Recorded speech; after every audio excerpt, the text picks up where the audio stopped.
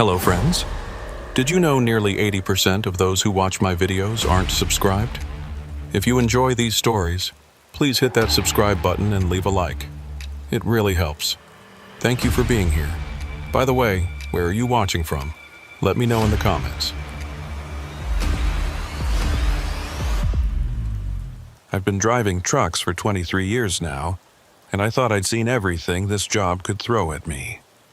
Ice storms in Montana that turned the highway into a skating rink, brake failures on mountain passes, even a tornado that touched down 2 miles ahead of me in Oklahoma, close enough that I could see debris swirling in the funnel. I've had close calls, sure, but I always made it through. I always had an explanation for what happened, some rational way to process it and move on. What happened on US 191 in Wyoming 3 months ago, I still don't have an explanation. And the worst part is I'm not sure I want one. My name is Caleb Rourke. I'm 47 years old, divorced, no kids. I haul refrigerated goods mostly, produce frozen foods, sometimes pharmaceuticals, across the western states. It's a solitary life, which suits me fine. I've got my CB radio for company when I want it, my audiobooks when I don't, and the road stretching out ahead of me like a promise that never quite gets kept. The run that changed everything was supposed to be routine. I'd picked up a load of frozen vegetables in Idaho Falls, destination Salt Lake City. It wasn't a long haul, maybe 6 hours if I pushed it, but I'd been fighting a headache all day and decided to take it slow. I left Idaho Falls around 8 p.m. on a Tuesday in late September. The weather forecast had mentioned possible fog in the mountain passes, but nothing that seemed worth worrying about. I remember the sunset that evening. It was one of those Wyoming sunsets that makes you understand why people write poems about the sky. Layers of orange and pink and purple stacked up like God was showing off. The temperature was dropping fast, though, the way it does in the high country once the sun goes down. By the time I crossed into Wyoming proper, it was full dark, and my thermometer was reading 38 degrees. US 191 through western Wyoming is not a heavily traveled route, especially at night. It cuts through some of the most remote country in the lower 48, miles and miles of sagebrush and rock, with the Wind River Range rising up to the east like a wall of shadows. There are stretches where you won't see another vehicle for an hour or more. Cell service is spotty at best. If you break down out there, you'd better hope your CB works, because otherwise you're in for a long, cold wait. I didn't mind the isolation. In fact, I preferred it. Give me an empty highway over rush hour traffic any day of the week. There's a kind of peace in the solitude, a rhythm to the drive that gets almost meditative after a while. Just you and the truck and the white lines disappearing under your wheels. Around 10:30 p.m. I started hitting patches of fog. Nothing too bad at first, just wisps of it drifting across the road like smoke. But within 20 minutes it had thickened into something more substantial. The kind of fog that swallows your headlights and spits them back at you, making it hard to see more than 50 feet ahead. I slowed down to about 40 miles per hour, turned on my flashers, and kept my eyes locked on the center line. That's when the CB crackled to life. Static mostly, but underneath it I could hear someone talking, their voice faint and distorted. I reached over and adjusted the squelch, trying to clean up the signal. For a moment, it got clearer. A male voice, older, sounded like he was asking about road conditions ahead. I waited for someone to respond, but there was nothing. Just more static. Then the voice cut out entirely, and the channel went dead. I didn't think much of it. CB signals can be weird in the mountains, bouncing off rock faces, getting tangled up in the weather. I'd heard stranger things come through that radio over the years. I turned the volume down and focused on the road. The fog was getting worse. It rolled across the highway in thick waves, so dense in places that I couldn't see the road at all, just the vague glow of my headlights reflecting back at me. I was down to 30 miles per hour now, maybe less. My hands were tight on the wheel, my eyes straining to pick out anything solid in the murk. Every few seconds, a gust of wind would tear a hole in the fog, giving me a brief glimpse of the highway ahead before it closed up again like a curtain. It was during one of those brief clearings, around 2:30 in the morning, that I saw her. She was standing in the breakdown lane, maybe 100 yards ahead, right at the edge where the asphalt met the dirt shoulder. Just standing there, motionless, facing the road. I couldn't make out much detail through the fog, just her outline, a dark shape against the swirling gray. She was wearing what looked like a long coat or dress, something that hung down past her knees. Her arms were at her sides. My first thought was that she'd broken down, that her car was somewhere nearby and she was trying to flag down help. But as I got closer, I realized there was no car. No vehicle at all. Just her, standing there alone in the middle of nowhere at 2:30 in the morning. I slowed down even more, my foot hovering over the brake. Part of me wanted to stop, to see if she needed help. But another part of me, the part that had learned to trust my instincts over 2 decades on the road, was telling me something wasn't right. Why would anyone be standing out here in the fog, in the middle of the night, miles from the nearest town? I was maybe 30 yards away when I got my first clear look at her. The fog had thinned just enough to see her more clearly, and what I saw made my stomach tighten. She was facing the road, but her head was tilted down, like she was staring at the ground. I couldn't see her face. Her hair hung down in front of it, long and dark, completely obscuring her features. She wasn't moving at all, not shifting her weight, not looking around, nothing. Just standing there like a statue. I eased off the gas and let the truck coast past her, my eyes locked on her figure in the side mirror. She didn't turn to watch me go, didn't raise her hand or call out, just stood there motionless as I rolled by. The fog swallowed her up again within seconds, and she was gone. I told myself it was nothing. Maybe she was waiting for someone. Maybe she'd had a fight with her boyfriend and stormed off, and now she was cooling down before going back. People do strange things when they're upset. It didn't have to mean anything. But I couldn't shake the image of her standing there, head down, hair covering her face, perfectly still in the swirling fog. Something about it felt wrong. Staged, almost, like she'd been placed there. I kept driving, my eyes flicking between the road ahead and the mirrors behind me. The fog was still thick, still playing tricks with the light. I turned the CB back up, thinking maybe I'd call it in, let someone know there was a woman standing alone on the highway. But before I could key the mic, I saw her again. She was ahead of me. Same spot, same position, standing in the breakdown lane, head down, arms at her sides. I hit the brakes harder than I meant to, and the truck lurched forward, the trailer fishtailing slightly before the weight settled. I sat there, staring through the windshield, my heart pounding in my chest. It couldn't be the same woman. I'd just passed her maybe 2 minutes ago. There was no way she could have gotten ahead of me, not on foot, not in this fog. But it looked exactly like her. Same coat, same posture, same long dark hair. She was standing in the exact same position, like she hadn't moved at all. I reached for the CB mic, my hand shaking slightly. Breaker 19. This is Roar calling southbound on 191. Anyone out there reading me? Static, nothing but static. I tried again. Breaker 19, looking for a radio check. Anybody copy? Still nothing. I looked back at the woman.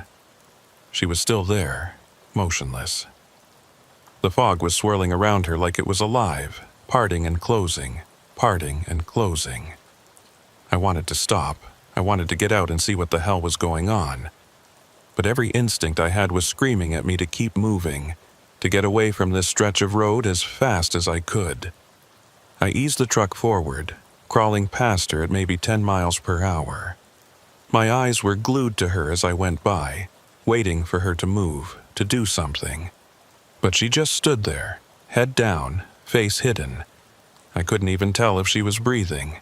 As soon as I was past her, I hit the gas, pushing the truck up to 50. Fog be damned. I didn't care if I couldn't see. I just wanted distance between me and whatever that was back there. I drove for another 10 minutes, my knuckles white on the wheel, before I started to calm down.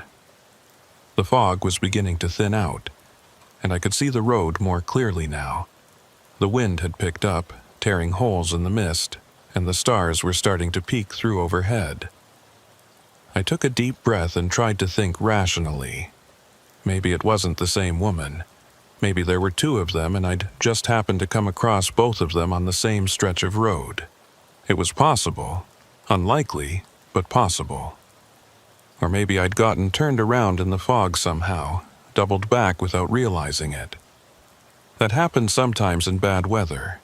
Your sense of direction gets screwed up, but even as I tried to convince myself, I knew it didn't add up. I'd been watching the mile markers. I hadn't turned around. And the chances of two women standing in the exact same position, wearing the exact same clothes on the same deserted highway in the middle of the night, that was too much to swallow. I glanced down at the dash cam mounted on my windshield. I'd installed it about a year ago after a close call with an insurance scam, and I'd been running it ever since. If there was something out there, the camera would have caught it. I made a mental note to check the footage when I stopped. The highway stretched out ahead of me, empty and dark. The fog was mostly gone now, just a few lingering patches here and there. I could see the mountains rising up on either side, black shapes against the slightly less black sky. The road was straight for miles, cutting through the valley like a scar. I was starting to relax when I saw the lights. They were behind me, distant but gaining fast. Headlights, bright white, cutting through the darkness. I watched them in the mirror, trying to gauge their speed. They were moving fast, maybe 70 or 80 miles per hour. Too fast for these conditions. I kept my speed steady and moved over to let them pass. But as they got closer, I realized something was off. The lights were too high, too bright. They looked like high beams, but there was something else, something wrong about the way they were moving. They were swaying slightly side to side, like the vehicle was drifting across the lanes. I tensed, my hands tightening on the wheel. Drunk driver, maybe. Or someone falling asleep at the wheel. Either way, I wanted them past me as quickly as possible. I eased over to the right, giving them plenty of room. The lights got closer, and then suddenly they swerved hard to the right, cutting across both lanes and disappearing off the side of the road. I watched in the mirror, waiting for the sound of a crash, the flash of brake lights, something. But there was nothing. The lights just vanished, like they'd been switched off. I slowed down, peering into the darkness behind me. There was no sign of the vehicle. No headlights, no taillights, nothing. Just empty road. I pulled over onto the shoulder and put the truck in park. My hands were shaking again. I sat there for a moment, just breathing, trying to make sense of what I'd just seen. A vehicle had been behind me. I'd seen the lights. They were real. But where did it go? I grabbed my flashlight from the door pocket and climbed out of the cab. The air was cold, biting through my jacket, and the wind was howling across the open valley. I walked to the back of the trailer, shining my light down the road behind me. Nothing. No skid marks, no broken glass, no sign that anyone had gone off the road. I walked back to the cab and climbed in, pulling the door shut behind me. I sat there in the darkness, listening to the wind rattle the windows, and tried to think. The woman on the side of the road, the disappearing headlights, the dead CB. None of it made sense. None of it added up. I thought about turning around, about heading back to Idaho Falls and scrapping the run. I could call dispatch in the morning, tell them I'd had mechanical trouble, take the hit on my record. But that felt like giving up. and I've never been the type to give up. I put the truck in gear and pulled back onto the highway. The road was clear now, the fog completely gone. I could see for miles ahead, the highway stretching out like a ribbon under the stars. I pushed the truck up to 60 and tried to focus on the road. I'd been driving for maybe 20 minutes when I saw her again. This time, she was standing in the middle of the road, right in the center of the southbound lane, facing me. Her head was still down, her hair still covering her face, but now she was closer, close enough that I could see details I hadn't noticed before. Her coat was old, threadbare. Her hands were pale, almost white in the glow of my headlights. I slammed on the brakes, the truck shuddering as the ABS kicked in. I was maybe 50 feet away when I came to a full stop. I sat there, staring at her through the windshield, my heart hammering in my chest. She didn't move, didn't flinch, just stood there, perfectly still, as if she'd been waiting for me. I reached for the CB mic again, my hand trembling. "Breaker 19, I need help. There's someone on the road. I need police or highway patrol or someone. I'm on 191 southbound, mile marker." I glanced at the dashboard, trying to remember the last marker I'd passed. "Mile marker 83, please, if anyone can hear me, I need help." Static. Nothing but static. I looked back at the woman. She was still there, still motionless. The wind was whipping her coat around her legs, but she didn't seem to notice, didn't react. I honked the horn, 3 long blasts, hoping it would snap her out of whatever trance she was in. But she didn't move. I sat there for what felt like hours but was probably only a minute or two. I didn't know what to do. I couldn't just sit here all night. But I couldn't drive forward either, not with her standing right in front of me. Finally, I put the truck in reverse and started backing up. I kept my eyes on her through the windshield, watching for any movement, any sign that she was going to do something.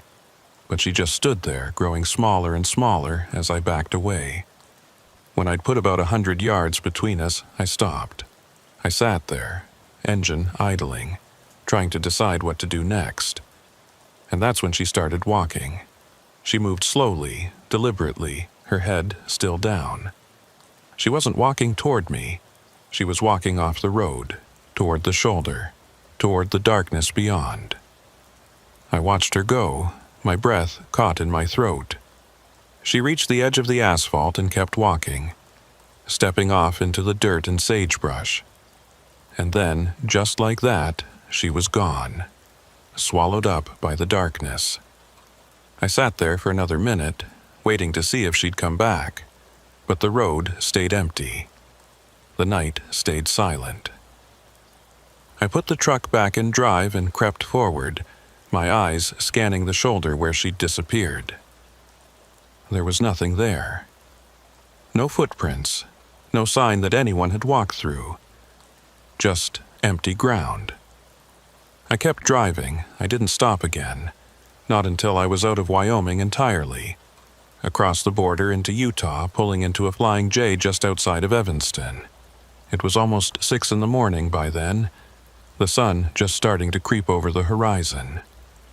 I parked in the back of the lot, away from the other trucks, and sat there in the cab, my hands still shaking. I pulled out my phone and started going through the dash cam footage.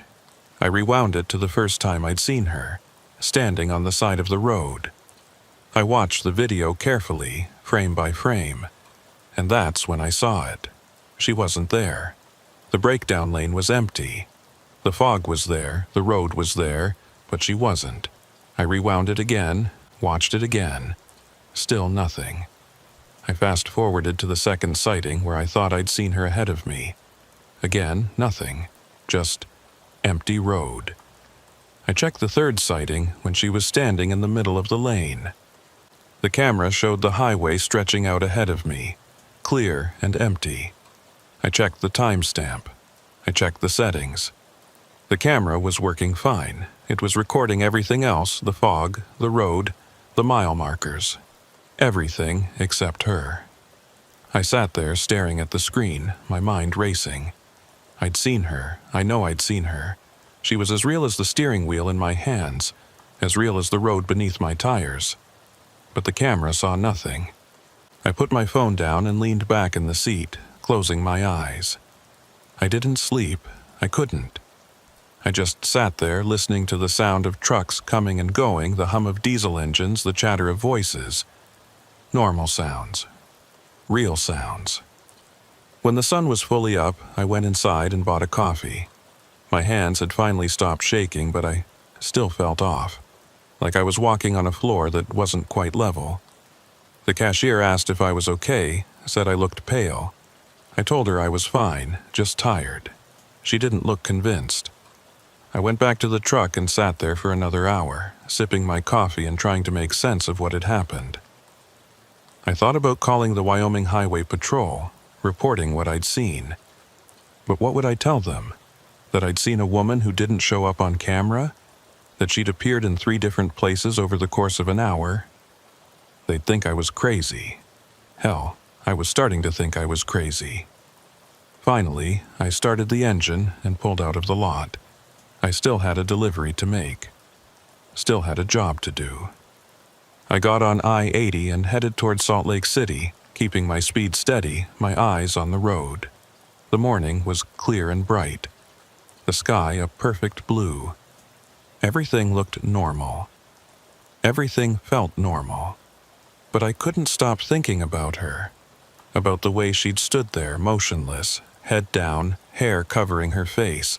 About the way she'd vanished into the darkness. About the way the camera hadn't seen her at all. I made my delivery on time, dropped the load, signed the paperwork. The warehouse guys chatted with me about the weather, about football, about nothing in particular. I smiled and nodded and played along, but my mind was somewhere else, somewhere dark and foggy, on a lonely stretch of highway in Wyoming. I didn't tell anyone what I'd seen. Not my dispatcher, not the other drivers I talked to on the CB. I kept it to myself, locked it away like a secret I wasn't ready to share. But I started noticing things, small things, details I'd missed before. Like the way the fog had moved around her, parting and closing like it was alive. The way her coat had fluttered in the wind, but her hair had stayed perfectly still. The way she'd never once looked up, never once showed her face. And I started wondering what I would have seen if she had looked up. Wondering what was hidden beneath that curtain of dark hair. Wondering if maybe, just maybe, I was better off not knowing.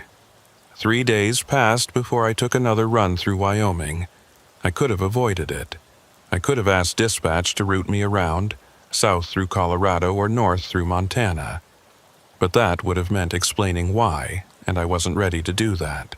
I wasn't ready to put into words what had happened on US 191, because saying it out loud would make it real in a way I wasn't prepared to deal with. So when dispatch called with a load heading from Salt Lake to Billings, I said yes. Same route, same highway. I told myself I was being rational, that I was confronting an irrational fear, that whatever I'd seen that night had been nothing more than exhaustion and bad weather, and my mind playing tricks on me. I left Salt Lake at 4 in the afternoon, timing it so I'd hit Wyoming around midnight. I wanted to see the road in the dark again, wanted to prove to myself that there was nothing there, that it had all been in my head. The weather was clear this time. No fog, no wind, just a cold, still night, with stars scattered across the sky like broken glass. The temperature was down in the low 30s, cold enough that I could see my breath when I stopped for fuel in Rock Springs. I bought coffee and a sandwich and got back on the road, my hands steady on the wheel. I reached US 191 just after 11 p.m. The highway looked different in the clear weather, less threatening somehow. I could see the landscape now, the rolling hills and distant mountains, the scrub brush lining the shoulders. It looked ordinary, just another stretch of empty road. I turned on the CB and scanned through the channels, listening to the scattered chatter. Truckers talking about weather, about loads, about the best places to grab a meal. Normal conversations. Comforting, in a way. I keyed the mic and joined in, talking to a driver hauling auto parts to Casper, another running produce to Bozeman. We talked about nothing important, just killing time, keeping each other company on the long, dark roads. I was feeling better, more relaxed. Whatever I'd seen 3 nights ago felt distant now, like something that had happened to someone else. I'd been tired, that was all. The fog had been thick, my visibility poor. I'd seen shadows and turned them into something they weren't. It happened, nothing to be ashamed of. I was thinking about stopping for the night, maybe pulling into Pinedale and grabbing a few hours of sleep, when I passed mile marker 83. I didn't realize the significance at first. I just noticed the marker in my peripheral vision, the white numbers reflecting in my headlights. 83. And then it clicked. That was where I'd been when I'd seen her standing in the middle of the road. When I'd slammed on the brakes and sat there, staring at her through the windshield while she stood motionless in front of me. I felt my chest tighten. I forced myself to keep breathing, to keep my speed steady. There was nothing there. The road was empty. I could see for miles ahead, clear and unobstructed. Nothing but asphalt and painted lines. I was just past the marker when I saw the glow. It was faint at first, barely visible, just a soft light off to the right side of the road. I thought maybe it was a reflector or a piece of trash catching my headlights. But as I got closer, I realized it was coming from beyond the shoulder, out in the darkness where there shouldn't be any light at all. I slowed down, my eyes fixed on the glow. It was steady, not flickering, and it had a strange quality to it. Not quite white, not quite blue, something in between. Cold, that's the word that came to mind. The light looked cold. I pulled over onto the shoulder and stopped, leaving the engine running. I sat there for a moment, debating whether to get out. Part of me wanted to just drive away, to put this stretch of road behind me and never come back. But I needed to know. I needed to understand what was happening. I grabbed my flashlight and climbed out of the cab. The air was bitter cold, colder than it should have been. My breath came out in thick clouds and I could feel the chill seeping through my jacket. I turned on the flashlight and pointed it toward the glow. It was maybe 50 yards off the road, out in the sagebrush. The light was brighter now that I was outside, pulsing slightly like a heartbeat. I started walking toward it, my boots crunching on the gravel. The wind had picked up, cutting through my clothes, but I barely noticed. All my attention was focused on that light. As I got closer, I could see that it was coming from the ground, or rather from something on the ground. I couldn't make out what it was, just a vague shape surrounded by that cold, pulsing glow. I was maybe 20 yards away when I stopped. The shape looked like a person. Someone lying on the ground, curled up on their side, and the light was coming from them. I stood there, frozen, my flashlight beam trembling in my hand. Every instinct I had was screaming at me to turn around, to get back in the truck and leave. But I couldn't move. I couldn't look away. The figure on the ground wasn't moving. The glow was steady now, no longer pulsing, just a constant, cold light that seemed to push back the darkness around it. I took a step closer, then another. My heart was pounding so hard I could hear it in my ears. I was maybe 10 yards away when the light went out. It didn't fade, it just stopped, like someone had flipped a switch. 1 second it was there, bright and cold and impossible to ignore. The next second it was gone, and I was standing in complete darkness, my flashlight the only source of light. I swung the beam toward where the figure had been. There was nothing there. Just empty ground, dry grass and rocks, and scrub brush. No body, No sign that anyone had been there at all. I turned in a slow circle, shining my light across the landscape. Nothing. The highway behind me was empty. The darkness ahead was absolute. I was completely alone. I walked back to the truck, moving fast, my breath coming in short gasps. I climbed into the cab and locked the doors, my hands shaking as I reached for the CB. I needed to talk to someone, needed to hear another human voice. I keyed the mic and tried to sound calm. Breaker 19, this is Rourke on 191 northbound. Anyone out there? Static. I tried again. Looking for a radio check. Anybody listening? More static, and then, faint and distorted, a voice. Copy that, Rourke. This is Daniels westbound on 80. What's your 20? Relief washed over me. Mile marker 83 on 191. Just checking in. There was a pause, and then Daniels came back. Everything okay up there? You sound a little rattled. I hesitated. What was I supposed to say? That I'd seen a glowing body in the sagebrush? That I'd watched it disappear into nothing? Yeah, I'm fine. Just tired. Long night. Roger that. Stay safe out there. You too. I put the mic down and sat there, staring out at the empty road. The glow was gone. The figure was gone. But the feeling wasn't. That sense that something was wrong, that I'd stumbled onto something I wasn't meant to see. I put the truck in gear and pulled back onto the highway. I didn't look back. I kept my eyes forward, my speed steady, and tried not to think about what I'd just seen. But my mind kept circling back to it, turning it over and over, looking for an explanation that made sense. I drove for another hour before I saw the sign. It was one of those historical markers, the kind that dot highways across the country, telling you about battles or settlements or famous people who once lived nearby. I almost didn't stop, but something made me pull over, made me climb out and walk over to read it. The marker was old, the paint faded and chipped. It told the story of a stagecoach accident that had happened in 1892, right around this area. 7 people had died, including a young woman whose body was never recovered. The marker said she'd wandered away from the wreckage during a snowstorm and vanished into the night.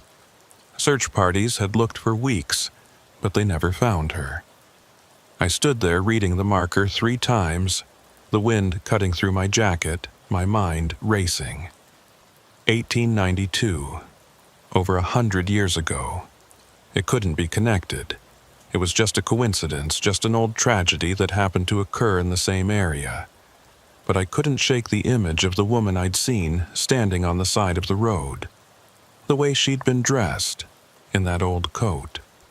The way she'd moved, or rather the way she hadn't moved. The way she'd disappeared.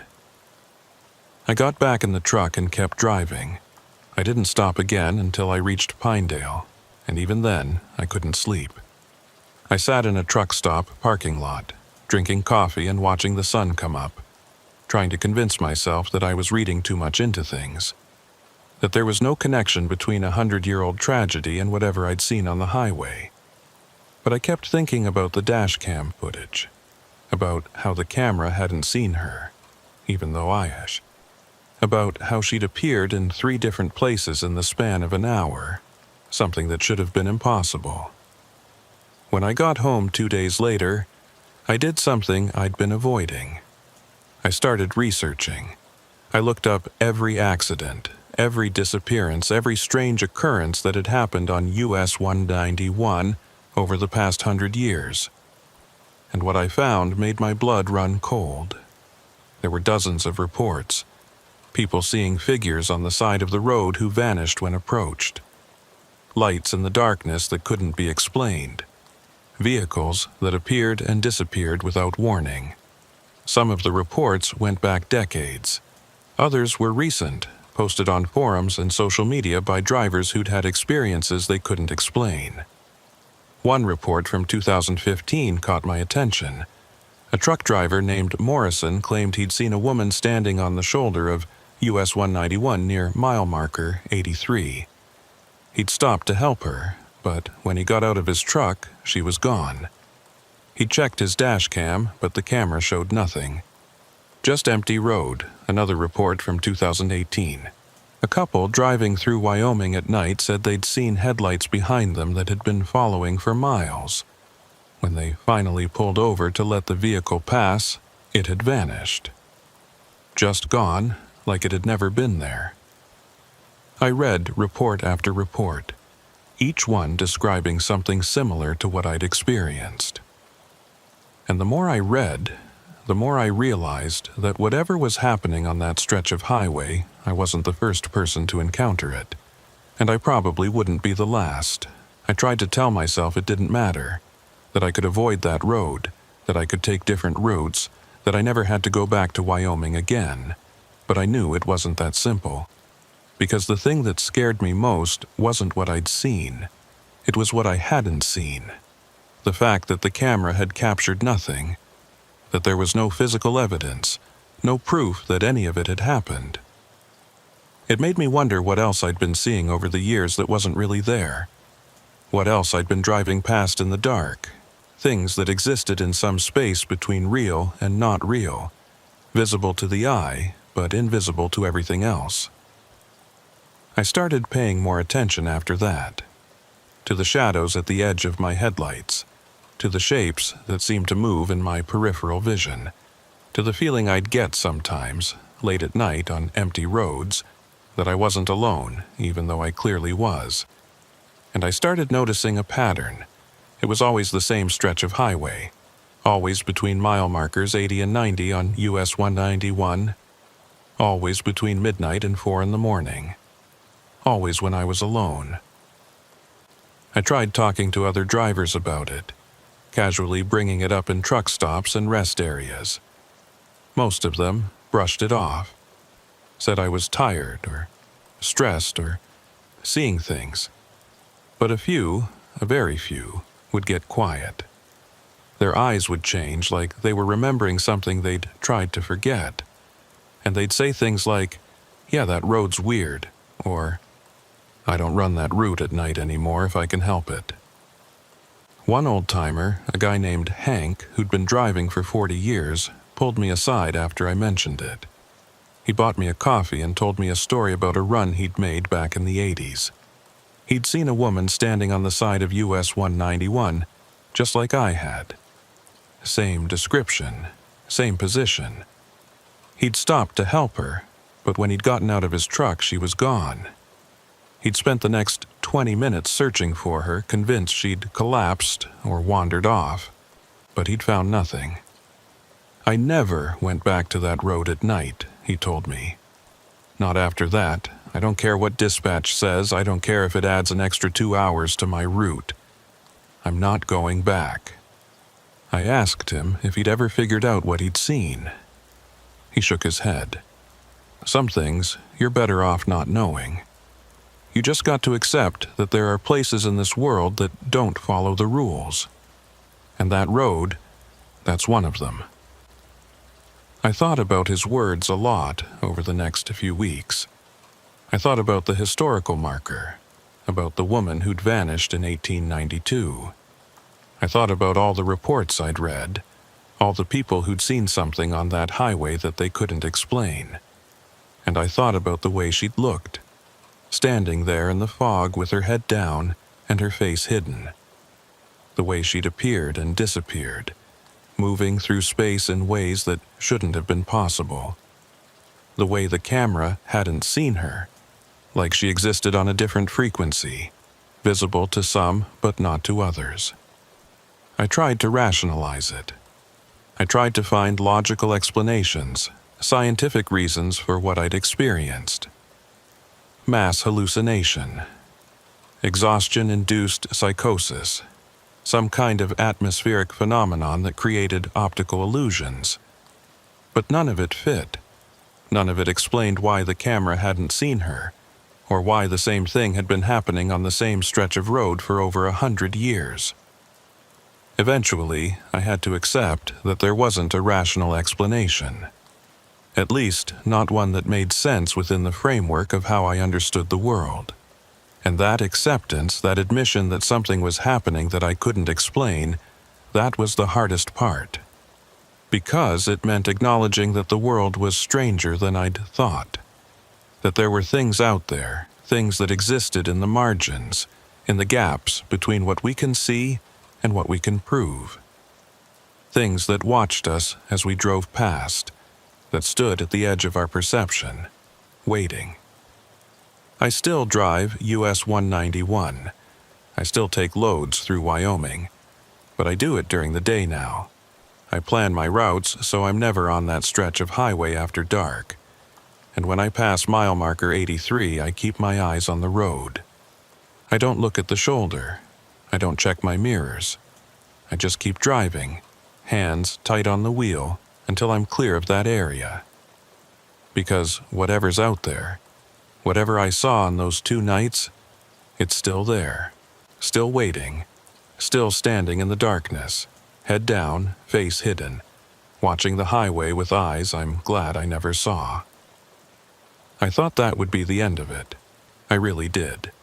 I'd changed my routes, adjusted my schedule, done everything I could to avoid that stretch of highway after dark.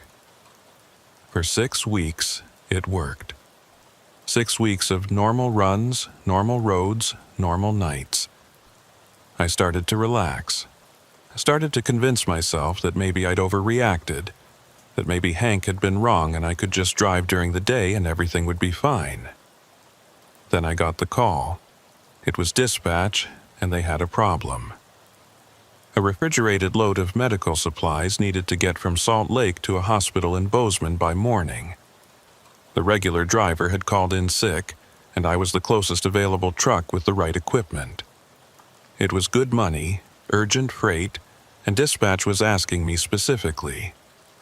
I almost said no.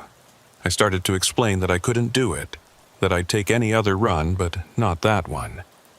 But then I'd have to explain why, and I wasn't ready to do that. Wasn't ready to tell my dispatcher that I was afraid of a stretch of highway because I'd seen things I couldn't explain. So I said yes. I left Salt Lake just after 8 p.m., the trailer loaded with time-sensitive cargo. I pushed the truck as hard as I could through the early evening, trying to make up time, telling myself that if I could just get through Wyoming before midnight, I'd be okay.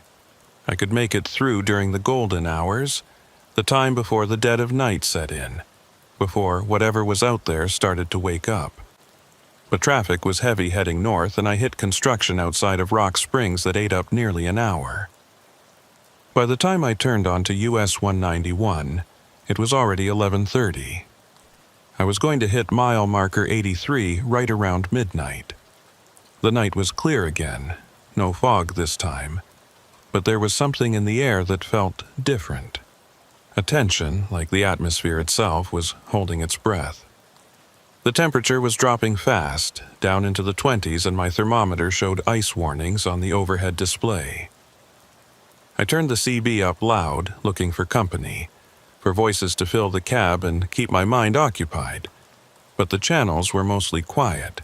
Just occasional bursts of static and the distant chatter of drivers too far away to make out clearly.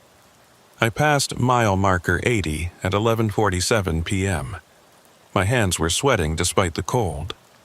I kept my eyes locked on the road, refusing to look at the shoulders, refusing to let my mind wander to what might be standing there in the darkness, just beyond my headlights. Mile marker 81. 82. My heart was pounding now, my breath coming faster. Almost there, almost past it, just a few more minutes. And then I saw the truck. It was ahead of me, maybe a quarter mile, its running lights visible against the darkness. An 18-wheeler looked like a dry van moving at a good clip. I felt a wave of relief wash over me. I wasn't alone. There was another driver out here, another person sharing this stretch of road with me. I sped up slightly, closing the distance between us. I wanted to be close to another vehicle, wanted the comfort of knowing someone else was nearby. The truck maintained its speed, steady and constant, its lights cutting through the darkness. I was maybe 100 yards behind when I noticed something odd. The truck wasn't leaving any tire spray. The road was damp from earlier rain, and my tires were kicking up a fine mist of water. But the truck ahead of me, there was nothing. Like it was floating just above the pavement instead of actually touching it. I slowed down, my skin prickling. The truck ahead maintained its speed, and I watched as the distance between us grew. I could see it clearly now in my headlights, see the details of the trailer, the mud flaps, the license plate. The license plate, I couldn't make out the numbers, but I could see the design. It was wrong. The colors were off, the format different from any plate I'd seen before. I'd been driving for over 2 decades, hauled loads through every state in the continental U.S., and I'd never seen a plate like that. I reached for my CB mic. Breaker 19, this is Rourke southbound on 191. They're a truck ahead of me. Anybody know who's running this route tonight? Static. I tried again. Looking for the driver in the dry van ahead of me on 191. You got your ears on? Nothing. The truck ahead was pulling away now, its lights getting dimmer. I pressed the accelerator trying to keep up, but it was like the truck was accelerating without me hearing the engine. Within 30 seconds, it had disappeared around a curve, its taillights vanishing into the darkness. I came around the same curve maybe 10 seconds later, my headlights sweeping across the empty highway. The truck was gone. Just gone. The road stretched out straight and flat for miles ahead, and there was no sign of any vehicle. I hit the brakes, my truck shuddering as it slowed. I pulled over onto the shoulder and stopped, my hands gripping the wheel so tight my knuckles had gone white. I sat there, breathing hard, staring at the empty road ahead.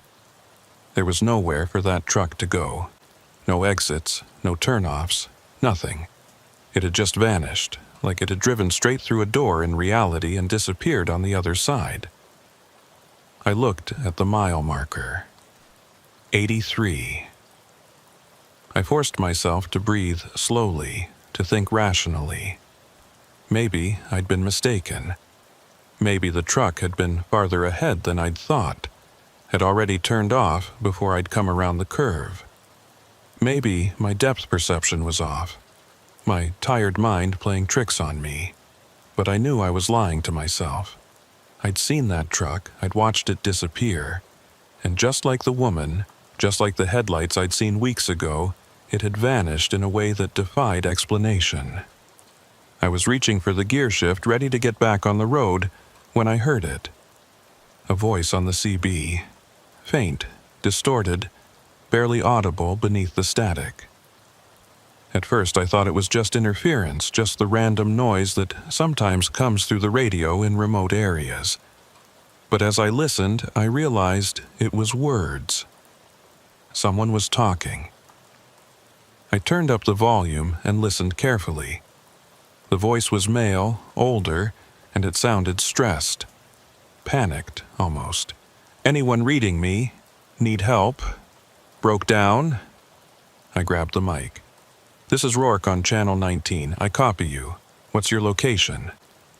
The voice came back, clearer now. Thank God.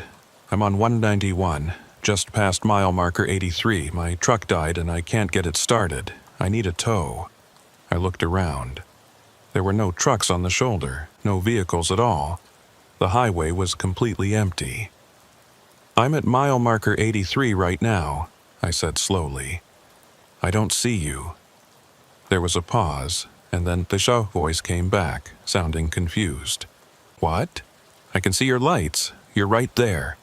Maybe 100 yards north of my position. My blood ran cold. I was facing north. There was nothing ahead of me but empty highway. I'm looking north right now. There's no truck. There's nothing. Another pause. Longer this time. When the voice came back, it sounded different. Frightened. What year is it? The question, caught me completely off guard. What? What year is it? The voice repeated, more insistent now. Tell me what year it is. I didn't want to answer. Every instinct I had was telling me to put the mic down, to start the truck and drive away as fast as I could. But something made me respond. It's 2024. Silence. Just static. And then, so faint I almost didn't hear it, the voice came through one last time. It's 2003 here, God help me. It's still 2003. The CB went dead. Not just quiet, but completely dead. The display went dark, the channel indicator disappeared, and when I tried the power button, nothing happened. It was like the radio had been unplugged, even though I could see it was still connected. I sat there in the darkness, my mind reeling. 2003. 21 years ago. The voice had said it was 2003 where he was. Like he was trapped somewhere, somehow, still living in a moment 2 decades in the past. I thought about the truck I'd seen, the one with the strange license plate. I thought about the woman standing on the side of the road in her old-fashioned coat. I thought about all the reports I'd read, all the sightings that had happened over the years in this exact location. And I realized something that made my stomach turn. They were all still here, all of them. The woman from 1892, the driver from 2003, the truck I'd just seen, everyone who had ever vanished or died or disappeared on this stretch of highway. They were all still here, trapped in some kind of loop, some fold in time or space that kept them locked in the moment of their death or disappearance. And I was driving through it. I started the truck with shaking hands and pulled back onto the highway. I pushed the accelerator to the floor, pushing the truck to 70, then 80, faster than I should have been going, but I didn't care. I needed to get away from this place, needed to put as much distance between me and mile marker 83 as I possibly could. The highway stretched out ahead of me, empty and dark. I kept my eyes locked forward, refusing to look at the mirrors, refusing to acknowledge anything that might be in my peripheral vision. I just drove, my heart pounding, my breath coming in short gasps. I was maybe 10 miles past the marker when I saw her again. She was standing in the middle of my lane, exactly like before. Head down, hair covering her face, arms at her sides. But this time she was different. This time, I could see through her. She was translucent, almost transparent, like an image projected onto the air. I could see the highway through her body, see the painted lines and the asphalt beneath her feet. But she was there, real enough to make me slam on the brakes, real enough to make my heart stop. I was maybe 20 feet away when I stopped. I sat there staring at her, and for the first time I understood what I was looking at. Not a person. Not anymore. Whatever she had been, whatever had happened to her on this road all those years ago, what was left was just an echo, a recording playing over and over, trapped in an endless loop. And she wasn't alone. As I sat there, other figures began to appear, faint and ghostly, barely visible. But there, a man standing on the shoulder, his arm raised like he was trying to flag someone down. A car, old and boxy, its headlights dim and flickering, driving slowly along the opposite lane. A woman and child, holding hands, standing in the breakdown lane with their backs to the road. They were all transparent, all trapped in their own moments, playing out scenes that had happened years or decades or centuries ago. The highway was full of them, layer upon layer of tragedy and loss and death, all compressed into this one stretch of road. I understood now why the camera hadn't seen the woman, why the CB had picked up a voice from 2003. This place wasn't just a road. It was a scar, a wound in the fabric of reality where time and space had been damaged somehow, where the past and present existed simultaneously, bleeding through into each other. The woman in the road tilted her head slightly. It was the first time I'd seen her move beyond walking, and the gesture was so unexpected that I gasped. Slowly, impossibly slowly, she began to raise her head. I didn't want to see her face. I didn't want to know what was hidden beneath that curtain of dark hair. Every cell in my body was screaming at me to look away, to close my eyes, to do anything except watch as she lifted her head and turned her gaze toward me. But I couldn't move. I sat there, frozen, as she raised her head inch by inch. I could see her chin now, pale and too smooth. Then her mouth, slightly open. Then her nose. I hit the gas before she could raise her head any further. The truck lurched forward and I drove straight through where she was standing. I felt nothing. No impact. No resistance. She simply vanished as I passed through her, dissipating like smoke. I didn't slow down. I kept driving, my foot pressed to the floor until I was across the Wyoming border and into Montana. Only then did I pull over. Only then did I let myself breathe. My hands were shaking so badly I could barely hold my phone. I pulled up the footage from the dash cam, rewound it to the moment when I'd seen her standing in the road. I watched it 3 times, and each time the result was the same. The camera showed nothing, just empty highway. Just me hitting the brakes for no apparent reason, sitting there for a moment, then driving forward again. No woman, no other figures, nothing. I made my delivery in Bozeman, dropped the load, signed the paperwork. I told dispatch I needed a few days off, personal time.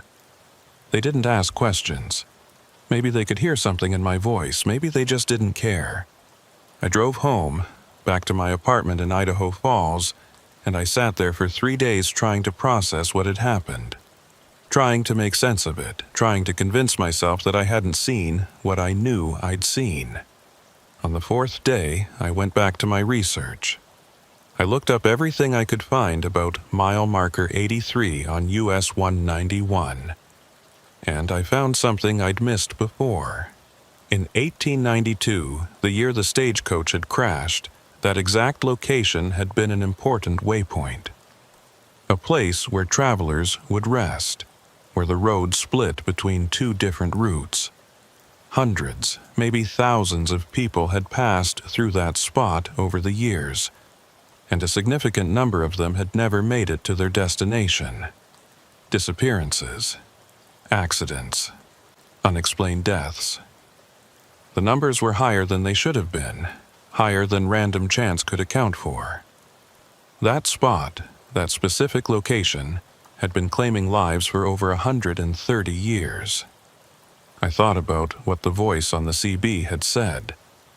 It's still 2003. Still, like time had stopped for him, like he was trapped in that moment, unable to move forward or back. Was that what happened to everyone who disappeared on that road? Were they all still there, caught in some kind of temporal loop, reliving their final moments over and over? And if so, how many of them were there? How many ghosts? How many echoes? How many trapped souls were walking that stretch of highway? Invisible to cameras, but visible to those of us who happened to be in the right place at the right time? I started having dreams after that. Always the same dream. I'm driving on US 191, approaching mile marker 83, and every time, she's there, standing in the middle of the road. But in the dream, I can't stop. The brakes don't work, and I drive straight toward her, getting closer and closer until I can see her face. And her face is my face. I wake up before impact, always. My heart pounding, my sheets soaked with sweat, and I lie there in the dark, wondering if the dream is a warning. Wondering if one day I'll be driving that road and I won't be able to stop. If I'll become just another echo, another ghost, trapped in that endless loop. I haven't been back to US 191 at night. I won't. I don't care what dispatch offers me, how much they pay, how urgent the load is, I'm not going back. Because I've seen what's waiting there. Seen the faces of the lost and the disappeared. And I know that if I go back, if I tempt fate one more time, I might not make it out. There are some roads you don't come back from. Some places where the line between the living and the dead is so thin, it might as well not exist at all. US 191, mile marker 83, that's one of those places. And the woman with her head down and her face hidden, she's still there, still standing in the darkness, waiting, watching the highway with eyes I pray I'll never see. Because I have a feeling that if I ever do see her face, if she ever fully raises her head and looks at me, that'll be it. That'll be the moment I cross over from observer to participant, from driver to ghost. So I stay away. I take the long routes, the detours, the roads that add hours to my trips. And when other drivers ask me why, I just tell them I prefer the scenery. Because the truth, the real truth, is something I can barely admit to myself. That there are things out there in the dark that we're not meant to understand. Things that exist in the spaces between moments, in the gaps between what is and what was. Things that wait in the same spot for decades or centuries, patient and eternal, watching us drive past with hunger or longing or something else I don't have words for. And the most terrifying part, I think she knows my face now. I think she's seen me, recognized me, marked me somehow. Because sometimes, late at night when I'm driving other roads in other states, I'll catch a glimpse of something in my mirrors. A figure standing on the shoulder. A shape in the darkness that shouldn't be there. And for just a moment, just a split second before it vanishes, I could swear it's her. Following me, waiting for me to make a mistake, to let my guard down, to drive through Wyoming at night just one more time. I won't, I can't, because I know what's waiting there. I held out for 2 months. 2 months of taking alternate routes, of turning down high-paying loads, of watching my bank account dwindle while I stuck to my daytime runs, and avoided Wyoming altogether. My dispatcher started asking questions. Other drivers started noticing. Word gets around in this business, and when a veteran hauler suddenly starts refusing profitable routes for no apparent reason, people talk. I told them I was dealing with some personal issues, that I needed to stick closer to home for a while. Most of them accepted that, but I could see the skepticism in their eyes. They knew something was off, knew there was more to the story than I was telling them. Then came the night I couldn't say no. It was late November, a few days before Thanksgiving. I got a call from my ex-wife, Sarah. Our daughter, Emma, was in the hospital in Billings, emergency appendectomy.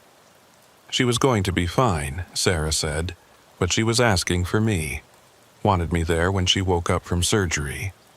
The fastest route from Idaho Falls to Billings runs straight through Wyoming. Straight through US 191, straight past mile marker 83. I could have gone around. Could have taken I-84 east to I-25 north, added 3 hours to the trip. But Emma was scared and she wanted her dad, and I wasn't going to let some ghost story keep me from being there for my daughter. I left at 7 p.m., the truck empty for once, just me and the road. I told myself it would be different this time. I had a reason to be there, a purpose beyond just hauling freight. Maybe that would protect me somehow.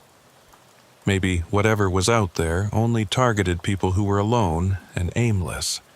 People with nowhere to be and no one waiting for them. I knew I was grasping at straws, but I needed something to hold on to. The drive started out normal enough. Traffic was light, the weather clear. I made good time through Idaho and into Wyoming, hitting Rock Springs just after 10 p.m. I stopped for fuel and coffee, stretching my legs and trying to calm my nerves. As I stood at the pump watching the numbers tick up on the display, an old truck pulled in next to me. The driver climbed out, a weathered man in his 60s with a gray beard and tired eyes. He nodded at me and I nodded back. "Long night ahead?" he asked. "Heading to Billings," I said. "Family emergency." He studied me for a moment, his expression unreadable. "You'll be taking 191 North then."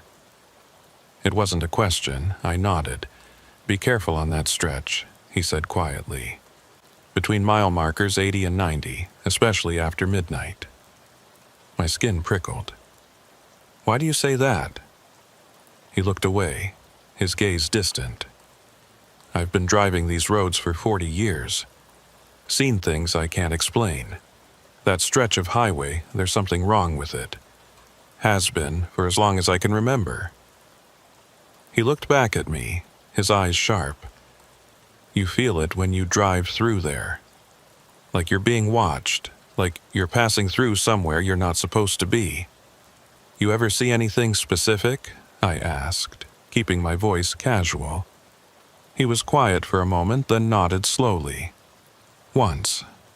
Maybe 20 years ago.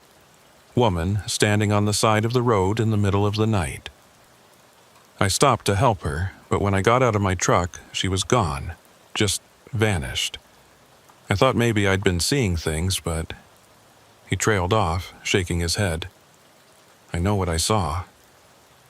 "What do you think it was?" I asked. He shrugged. "Don't know. Don't want to know. And just avoid that road at night now. Take the long way around. Figure an extra hour of driving is worth the peace of mind." He finished fueling up and climbed back into his truck. Before he drove away, he rolled down his window and looked at me one last time. "Whatever you do, don't stop between those markers, not for anything.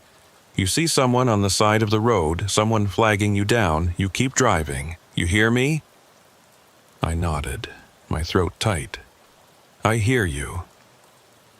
He drove off, and I stood there in the fluorescent glow of the gas station lights, wondering if I should take his advice. If I should take the long way around, add the extra time to my trip, play it safe. But Emma was waiting, and I'd already wasted enough time being afraid. I got back in the truck and headed north. I hit US 191 just before midnight. The highway was empty, the darkness absolute. No moon tonight, just stars scattered across the sky like ice crystals. The temperature had dropped to the low teens and frost was forming on my windshield despite the defroster running full blast. I kept my speed steady at 60, my eyes locked on the road. The mile markers ticked by slowly. 75, 78, 80. My hands tightened on the wheel. I could feel my heart rate picking up, my breathing getting shallow. I forced myself to stay calm, to keep my attention on the road ahead. Mile marker 81 appeared in my headlights and vanished behind me. Then 82. The CB crackled to life, making me jump. I'd left it on, but turned down low, not really expecting to hear anything out here. But now someone was talking, their voice faint beneath the static. "Anyone out there? Can anyone hear me?" I recognized that voice.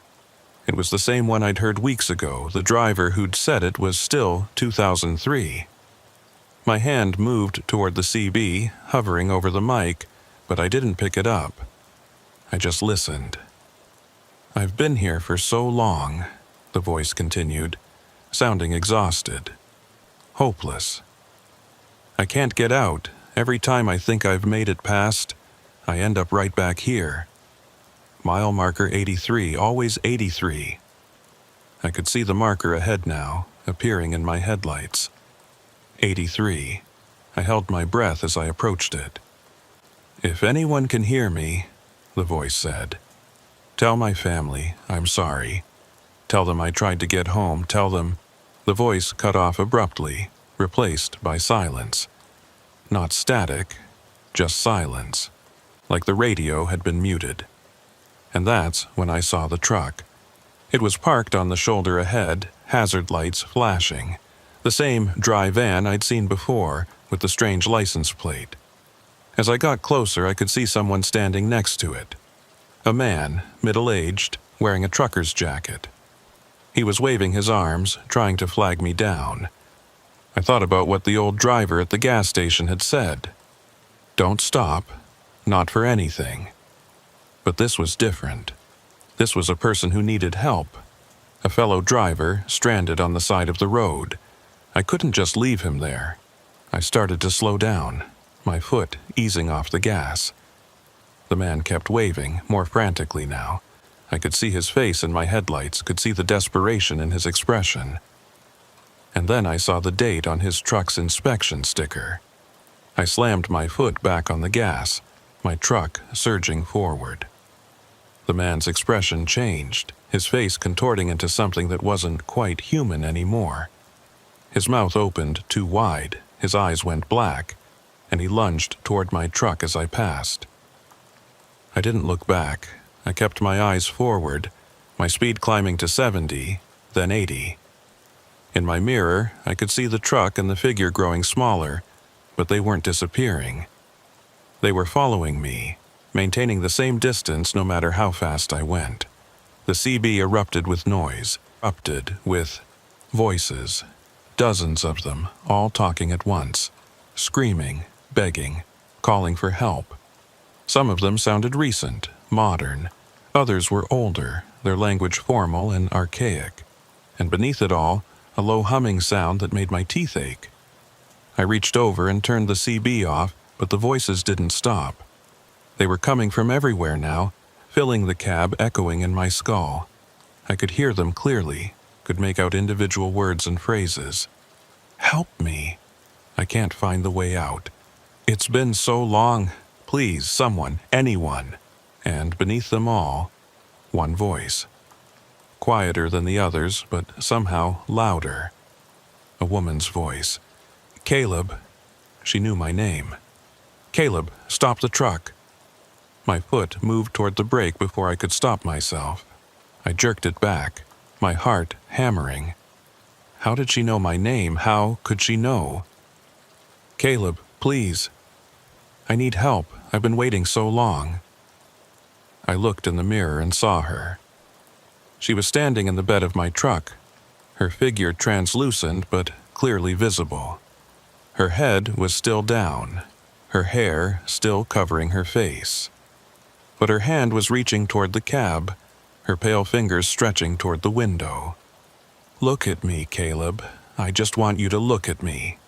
I fixed my eyes on the road ahead, refusing to turn around, refusing to acknowledge what I was seeing in the mirror. The voices were getting louder now, more insistent, overlapping until they became a wall of sound that drowned out everything else. And then, cutting through the noise like a knife, I heard a different voice. Young. Familiar. Dad? Emma. I looked in the mirror without thinking, my head turning automatically at the sound of my daughter's voice. And there she was, standing next to the woman in white. Emma, my little girl, looking scared and confused. Dad, why did you leave me? Why didn't you come? My heart stopped. Emma was in Billings, in the hospital. This wasn't real. It couldn't be real. But she looked so real, so solid. And the fear in her voice, the hurt, it cut through me like glass. Emma, I whispered. The woman in white slowly raised her head. I tore my eyes away before I could see her face, slamming them shut and gripping the wheel so tight I thought it might break. The truck swerved, and I felt the tires hit the shoulder before I pulled it back onto the road. Look at me! The voice wasn't Emma's anymore. It was something else. Something old and angry and vast. It filled the cab, made the windows rattle, made the air itself vibrate with rage.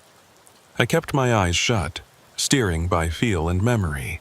I could sense things moving around me, could feel the temperature in the cab dropping to freezing. My breath came out in clouds, and frost was forming on the inside of the windshield.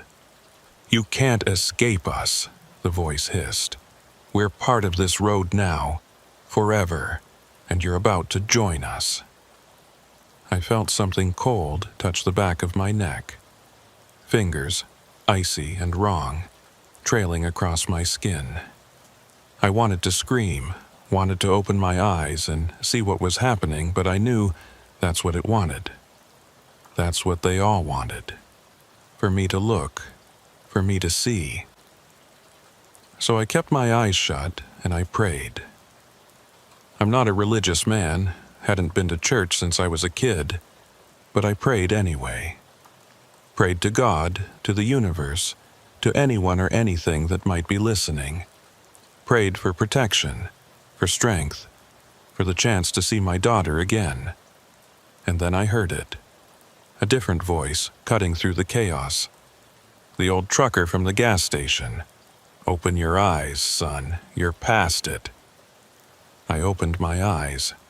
The voices were gone. The cold was gone. My mirrors showed an empty truck bed, just cargo straps and shadows. The road ahead was clear, and in the distance I could see lights. A town, Pinedale. I looked at the mile marker as it appeared in my headlights. 92. I'd made it through. I pulled into the first parking lot I saw and stopped, my whole body shaking. I sat there for a long time, just breathing, just being grateful to be alive and sane and on the right side of reality. Finally, I pulled out my phone and called Sarah. She answered on the second ring. "Where are you?" she asked. "Emma's asking for you." "I'm in Pinedale," I said, my voice hoarse. "I'll be there in 2 hours." "Is everything okay? You sound—" "I'm fine," I lied. "Just tired. I'll see you soon." I hung up and sat there in the parking lot, watching normal people live their normal lives. Going into the convenience store, filling up their tanks, completely unaware of what existed just a few miles down the road. I made it to Billings by 3 a.m. Emma was awake. Groggy from the medication but smiling when she saw me. I held her hand and told her I loved her, and I didn't let go until the nurses made me leave so she could rest. That was 3 weeks ago. Emma's home now, recovered and back to her normal teenage life. I've been staying with Sarah, helping out, taking time off from driving. Dispatch keeps calling with loads, but I keep saying no. Because I can't drive anymore. Not at night, not alone.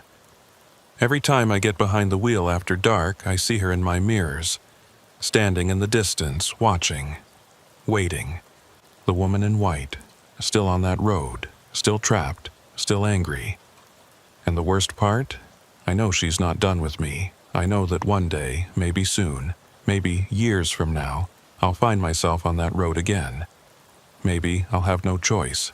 Maybe I'll forget to be careful. Maybe I'll just make a wrong turn in the dark. And when that happens, when I see mile marker 83 appear in my headlights, I know she'll be there. Standing in the road, head down, waiting for me to stop. Waiting for me to look. Because she knows my name now. She knows my face. And once they know you, once they've marked you, they never really let you go. So I'm writing this down. Putting it out there for anyone who might drive that road. Anyone who might see something they can't explain. If you're ever on US 191 in Wyoming, between mile markers 80 and 90, especially after midnight, just keep driving. Don't stop, don't look, don't acknowledge anything you see or hear, because that stretch of highway isn't just a road anymore. It's a trap, a prison, a place where time and space have broken down, where the past and present exist together in a nightmare loop that never ends. And if you're not careful, if you let your guard down for even a second, you'll become part of it. Just another voice on the CB calling out for help that will never come. Just another figure standing on the shoulder, waiting for someone to stop. Just another ghost, trapped forever on the road. I see her sometimes in my dreams. standing there in the darkness, head down, patient and eternal. And every time she's a little closer to raising her head, a little closer to showing me what's hidden beneath that curtain of dark hair. I wake up before she can, but I know it's only a matter of time. One night, I won't wake up fast enough. One night, I'll see her face. And when that happens, when I finally see what's been watching me all this time, I have a feeling I won't wake up at all. I'll just be there, on that road, at that mile marker, forever.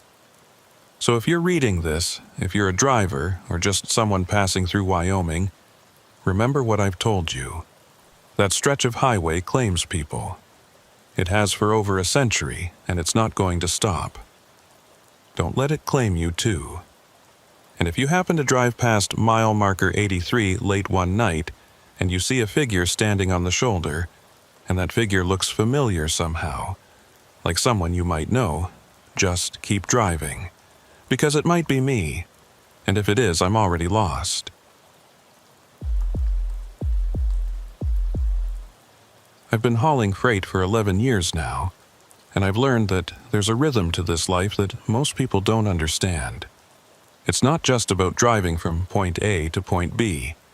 It's about knowing when to push and when to rest, when to trust your instincts and when to ignore them. It's about reading the road, reading the weather, reading the small signs that tell you whether a rest stop is safe or whether you should keep driving until you find something better. That rhythm saved my life more times than I can count. But that night in Idaho, that night broke the rhythm entirely. My name is Miguel Hart. I'm 33 years old, been driving professionally since I was 22. I started out doing local deliveries in California, worked my way up to regional routes, and finally got my CDL for cross-country hauls about 6 years ago. I run mostly dry goods, sometimes refrigerated, whatever dispatch throws my way. It's honest work, and it pays the bills. The night everything went wrong started out routine. I'd picked up a load of construction materials in Boise, heading east toward Pocatello. It was mid-October, one of those clear autumn nights where the air is crisp and the stars are so bright they almost hurt to look at. The forecast had been clean, no weather concerns, just a straight shot across I-84. I left Boise around 9 p.m., planning to make it to Pocatello by 2 or 3 in the morning. I'd done this run dozens of times before. Knew every mile marker, every exit, every decent place to stop if I needed a break. It was familiar territory, comfortable. Around 11:30, I started feeling the fatigue hit. Not the dangerous kind, not yet, but that early warning sign that tells you you've been on the road too long without a break. My eyes were getting dry, my back was starting to ache, and I'd already gone through 2 energy drinks trying to stay alert. I knew there was a rest area coming up, maybe 10 miles ahead. It was a small one, nothing fancy, just a parking lot and a restroom building with some vending machines. But it would be perfect for a 20-minute power nap. Maybe a quick walk to stretch my legs. The highway was mostly empty. I'd seen maybe 5 or 6 vehicles in the past hour. All of them passenger cars moving fast. No other trucks, which was unusual for this time of night. Normally you'd see other haulers, especially on a major route like this. But tonight, I had the road to myself. The rest area sign appeared in my headlights. 2 miles. I moved into the right lane and started slowing down, already planning my stop. Pull in, find a good spot under the lights, lock the doors, set my phone alarm for 20 minutes. Simple. The exit ramp curved away from the highway, leading into darkness. The rest area sat about a quarter mile off the interstate, tucked into a little valley between 2 hills. As I came around the curve, I could see the lights of the parking lot ahead, those tall sodium lamps that cast everything in a sickly yellow glow. That's when I noticed something was off. The parking lot was empty. Completely empty. No cars, no trucks, nothing. Just vacant spaces stretching out under the lights like a grid. I slowed down even more, my eyes scanning the lot. It wasn't unusual for a rest area to be empty, especially this late at night, especially at a smaller facility. But something about it felt wrong. The lights were all on, bright and steady, but there was no one there. No vehicles at all. I almost kept driving. Almost pulled back onto the highway and headed for the next rest stop, 30 miles down the road. But I was tired and my eyes were burning, and 20 minutes of rest wasn't going to kill me. I pulled into the lot and circled it once, my headlights sweeping across empty spaces. The restroom building sat in the center, a squat concrete structure with metal doors and narrow windows near the roof. The vending machines were visible through the windows, their displays lit up and inviting. Everything looked normal. Everything looked fine. I picked a spot close to the building under one of the brightest lights and backed into it. Old habit, always park nose out in case you need to leave in a hurry. I set the parking brake, killed the engine, and sat there for a moment, just listening. The silence was absolute, no highway noise, which was strange since we were only a quarter mile from I-84. No wind, no animals, nothing, just dead silence. I told myself I was being paranoid. I'd been on the road too long, my mind was playing tricks on me. I grabbed my phone, checked the time. 11:42 p.m. I set an alarm for midnight and leaned back in my seat, closing my eyes. Sleep didn't come. I kept my eyes closed, tried to relax, but something was nagging at me. Some instinct was telling me that something about this place was wrong. After 5 minutes of trying and failing to rest, I gave up. I sat up and looked around the parking lot again. Still empty, still silent. The lights hummed quietly overhead, and I could see moths fluttering around them, drawn to the glow. That's when I noticed the restroom building. The door was slightly ajar. Not wide open, just a crack, maybe an inch or two. Like someone had gone inside and hadn't pulled it quite closed behind them. I stared at that door for a long time, trying to remember if it had been open when I'd pulled in. I didn't think so, but I couldn't be sure. Maybe the wind had pushed it open. Maybe it didn't latch properly. I climbed out of the cab, my boots hitting the pavement with a sound that seemed too loud in the silence. The air was cold, maybe low 40s, and I could see my breath. I locked the truck out of habit and walked toward the restroom building. The door was definitely open. I could see darkness inside, just a sliver of shadow where the door had swung inward. I pushed it open wider and stepped inside, my hand reaching for the light switch. The fluorescence flickered to life, harsh and bright. The restroom was standard issue. White tile walls, 3 stalls, a row of sinks with those automatic faucets that never work right. Everything looked clean. Too clean, actually, like it had just been scrubbed. I used the restroom, washed my hands, and headed back outside. That's when I heard it. A voice. It was faint, barely audible, coming from somewhere nearby. I stopped and listened, trying to locate the source. It sounded like someone talking on a radio, the words too distorted to make out clearly. I walked around the side of the building, following the sound. There was nothing there, just empty parking spaces and the dark hillside beyond. But the voice continued, rising and falling, almost like someone was having a conversation. And then it stopped, just cut off mid-word, leaving only silence. I stood there for a moment, my heart beating a little faster than it should have been. Then I shook my head and walked back to my truck. Probably just a CB radio in someone's car, parked somewhere I couldn't see. Or maybe it was carrying from the highway, sound traveling weird in the still air. I climbed back into the cab and locked the doors. I sat there, telling myself to start the engine and leave, to get back on the highway and find another place to rest. But I was tired, and I'd already stopped, and it seemed stupid to leave just because I'd heard a voice. I closed my eyes again and tried to relax. The silence pressed in around me, heavy and complete. I focused on my breathing, in and out, trying to let the fatigue pull me under. I was just starting to drift off when I heard it again. A door slamming. The sound was sharp and sudden, echoing across the empty lot. I jerked awake, my eyes snapping open, my hand reaching for the door lock to make sure it was secure. The restroom building was dark now. The lights had gone off. I hadn't touched the switches. I'd left them on when I walked out. I was sure of it. But now the building was completely dark, just a black shape against the yellow glow of the parking lot lights. And standing next to the building, barely visible in the shadows, was a figure. I leaned forward, squinting, trying to make out details. It looked like a person, but I couldn't be sure. The way they were standing was wrong somehow, too still, too straight, like a mannequin.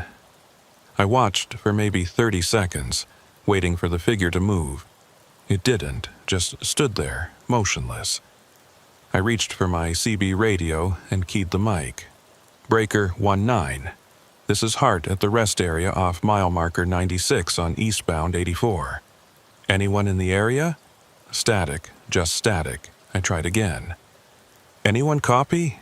I'm at the rest area, and I think there's someone here who might need help. More static. And then, faint beneath the noise, I heard it. That voice again. The same one I'd heard earlier. But now I could make out some of the words. Can't find. Help. So cold. My skin prickled. I stared at the CB, then back at the figure near the building. It still hadn't moved. Hello? I said into the mic. If you can hear me, I'm here at the rest area. Do you need assistance? The voice came back clearer now. So cold. Can't see. Help me. I grabbed my flashlight from the door pocket and climbed out of the truck. I kept the engine running this time, kept my keys in my pocket. The figure was still there, standing in the same spot, and I walked toward it slowly, my flashlight beam cutting through the darkness. Hey, I called out. You okay? You need help? No response. I got closer, maybe 20 feet away, and that's when I realized what I was looking at. It wasn't a person, it was a shadow. A person-shaped shadow, standing against the wall of the building, but there was nothing casting it. No person, no object, nothing. Just the shadow itself, dark and solid and impossible. I stopped walking. The shadow didn't move. I shined my flashlight directly at it, and the beam passed right through, illuminating the concrete wall behind it. But the shadow remained clear and distinct. I backed away slowly, my eyes locked on the shadow, my heart hammering in my chest. When I was maybe 30 feet away, the shadow moved. It didn't walk or turn. It just shifted position, like it had been cut out and pasted somewhere else. One moment it was against the wall. The next, it was standing in the parking lot, closer to me. I turned and ran back to my truck. I didn't look back, didn't try to understand what I'd just seen. I just ran, my boots pounding on the pavement, my breath coming in gasps. I reached the truck and yanked the door open, throwing myself inside and slamming it shut. My hands were shaking as I put the truck in gear and hit the gas, not bothering to let the engine warm up, not caring about proper procedure. The truck lurched forward, and I swung it around toward the exit. As I passed the restroom building, I glanced in my mirror and saw the shadow. It was standing in the middle of the parking lot now, perfectly still, watching me leave. I hit the exit ramp doing 40, way too fast, the trailer swaying behind me. I didn't slow down until I was back on I-84, merging into the eastbound lane with my flashers on and my foot pressed to the floor. I drove for 10 miles before I dared to look in my mirrors again. The highway behind me was empty, just darkness, and the faint glow of my taillights reflecting off the asphalt. I pulled over at the next rest area I found, a bigger one with other trucks parked in the lot and people moving around under the lights. I sat there with the engine idling, trying to calm down, trying to make sense of what I'd just seen. A shadow, a person-shaped shadow with nothing casting it. That's what I'd seen. That's what had been standing there in that empty parking lot. I thought about calling someone. Dispatch, the highway patrol, someone. But what would I tell them? That I'd seen a shadow that moved on its own? They'd think I was crazy. Hell, I was starting to think I was crazy. I pulled out my phone and did something I almost never do. I searched online for information about that rest area. I typed in I-84 mile marker 96 rest area, Idaho, and waited for the results to load. The first few hits were just standard information. Rest area, locations, amenities, user reviews. Nothing unusual. But then I found something that made my blood run cold. It was a forum post from 3 years ago on a trucking message board I'd never heard of. The subject line read, "Weird experience at Idaho rest stop." I clicked on it and started reading. The post was from a driver named Garrett, and he described an experience almost identical to mine. He'd stopped at the rest area late at night, found it empty, and heard voices on his CB that didn't make sense. He'd seen a figure near the restroom building that didn't move right, and he'd left in a hurry. But the detail that really got me was what he'd written at the end of his post. He'd done some research and found out that 20 years ago, a truck driver had died at that rest area. The man had pulled in during a snowstorm, apparently planning to wait it out. But the temperature had dropped to below zero, and his heater had failed. They'd found him frozen to death in his cab the next morning. The driver's name was David Kowalski, and according to the coroner's report, he'd made multiple CB radio calls for help before he died. Calls that no one had answered. I sat there staring at my phone screen, reading and rereading that post. 20 years ago. A driver dying alone, calling for help that never came. So cold. Can't see. Help me. The words I'd heard on the CB. The same words this Garrett guy had heard. The same words that David Kowalski had probably said into his radio as the cold closed in around him. I looked up at the rest area I was currently parked at. It was busy, normal, safe. Other drivers were walking to and from their trucks, lights were on in the vending area, everything was exactly as it should be. But I couldn't shake the image of that empty parking lot, those lights glowing in the darkness, that shadow standing there watching me. I put my phone away and made a decision. I was going to finish this run, drop my load in Pocatello, and then I was going to do some more research. I needed to know if what I'd experienced was real, if other drivers had seen the same things, if that rest area was somehow haunted by the ghost of a man who'd died calling for help. Because if it was real, if there really was something there, then I needed to know. I needed to understand. And if it wasn't real, if I just imagined the whole thing, well, that was a different kind of problem entirely. I pulled back onto the highway and continued east. The drive to Pocatello was uneventful, just me and the road and my thoughts. I made my delivery at 6 a.m., dropped the trailer, and found a motel where I could crash for a few hours. But I didn't sleep. I couldn't.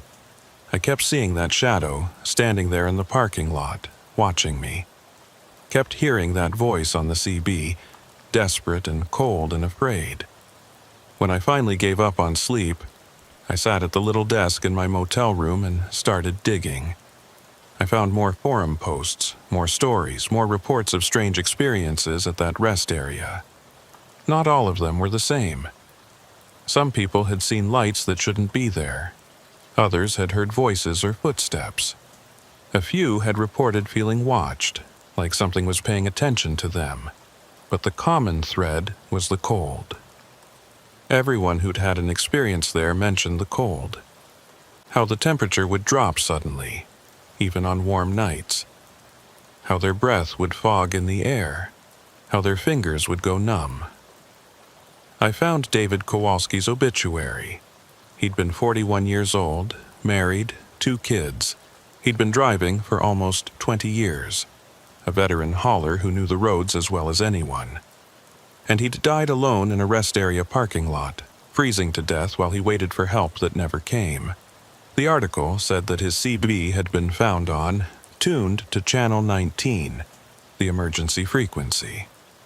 They'd never determined why no one had responded to his calls.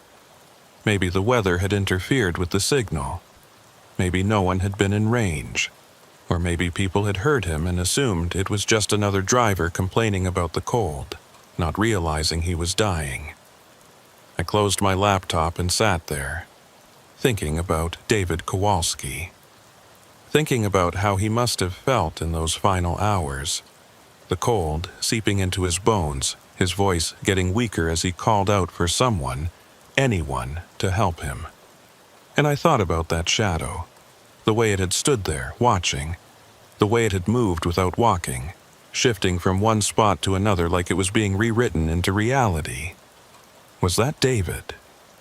Was that what was left of him, trapped in that rest area, still calling for help, still trying to get someone's attention? I didn't know. I couldn't know. But I made another decision right then. I was going to go back. I was going to return to that rest area, in the daylight this time, and I was going to see if I could find anything that would help me understand what had happened. Because I couldn't just leave it alone. I couldn't just drive away and pretend I'd never seen anything. If David Kowalski was still there, if some part of him was still trapped in that place, then maybe I could do something to help. Maybe I could be the person who finally answered his call. It was a stupid idea. I knew it was stupid even as I was planning it. But I couldn't let it go. So I checked out of the motel, got back in my truck and headed west on I-84, back toward that rest area, back toward whatever was waiting there. The drive took about 2 hours. I pulled off the highway just after noon, the sun bright overhead, everything looking normal and ordinary in the daylight. The rest area was no longer empty. There were 3 cars parked in the lot, a family with kids playing near the picnic tables, an elderly couple walking their dog. I parked and climbed out, walking slowly across the lot toward the restroom building. In the daylight, it looked completely normal, just a standard rest area facility, nothing special, nothing unusual. I walked around the side of the building to where I'd seen the shadow. There was nothing there, just concrete and the hillside beyond covered in dry grass and scrub brush. I went inside the restroom. It was clean, recently maintained, the fluorescent lights humming quietly. I checked the stalls, looked in the corners, searched for anything that might explain what I'd seen. Nothing. I stood there for a long time, just thinking. Maybe I had imagined it. Maybe I'd been more tired than I'd realized, my mind playing tricks on me in the darkness. It wouldn't be the first time a driver had seen something that wasn't there. But it had felt real.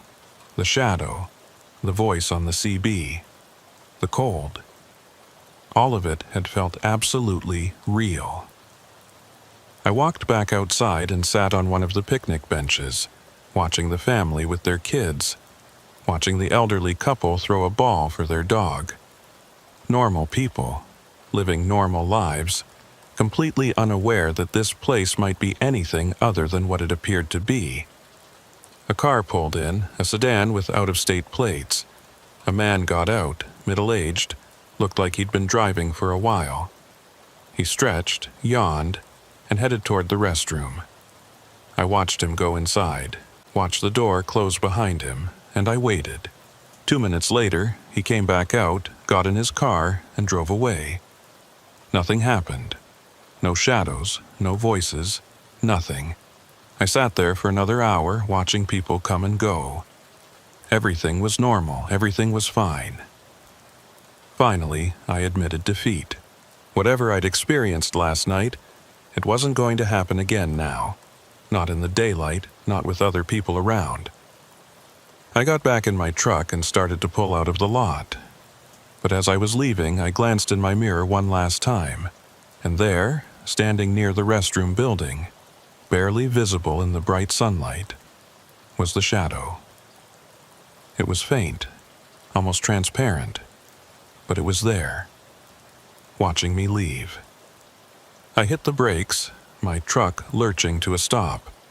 I stared at the mirror, my heart pounding. The shadow didn't move, just stood there, a dark outline against the concrete wall. I put the truck in reverse and started backing up, my eyes locked on the mirror. The shadow was getting clearer as I got closer, more defined, more solid. And then, just as I was about to reach it, it vanished. Just blinked out of existence like it had never been there. I sat there, my truck idling in the middle of the parking lot, staring at the empty space where the shadow had been. The family was still playing at the picnic tables. The elderly couple was loading their dog into their car. No one else had seen it.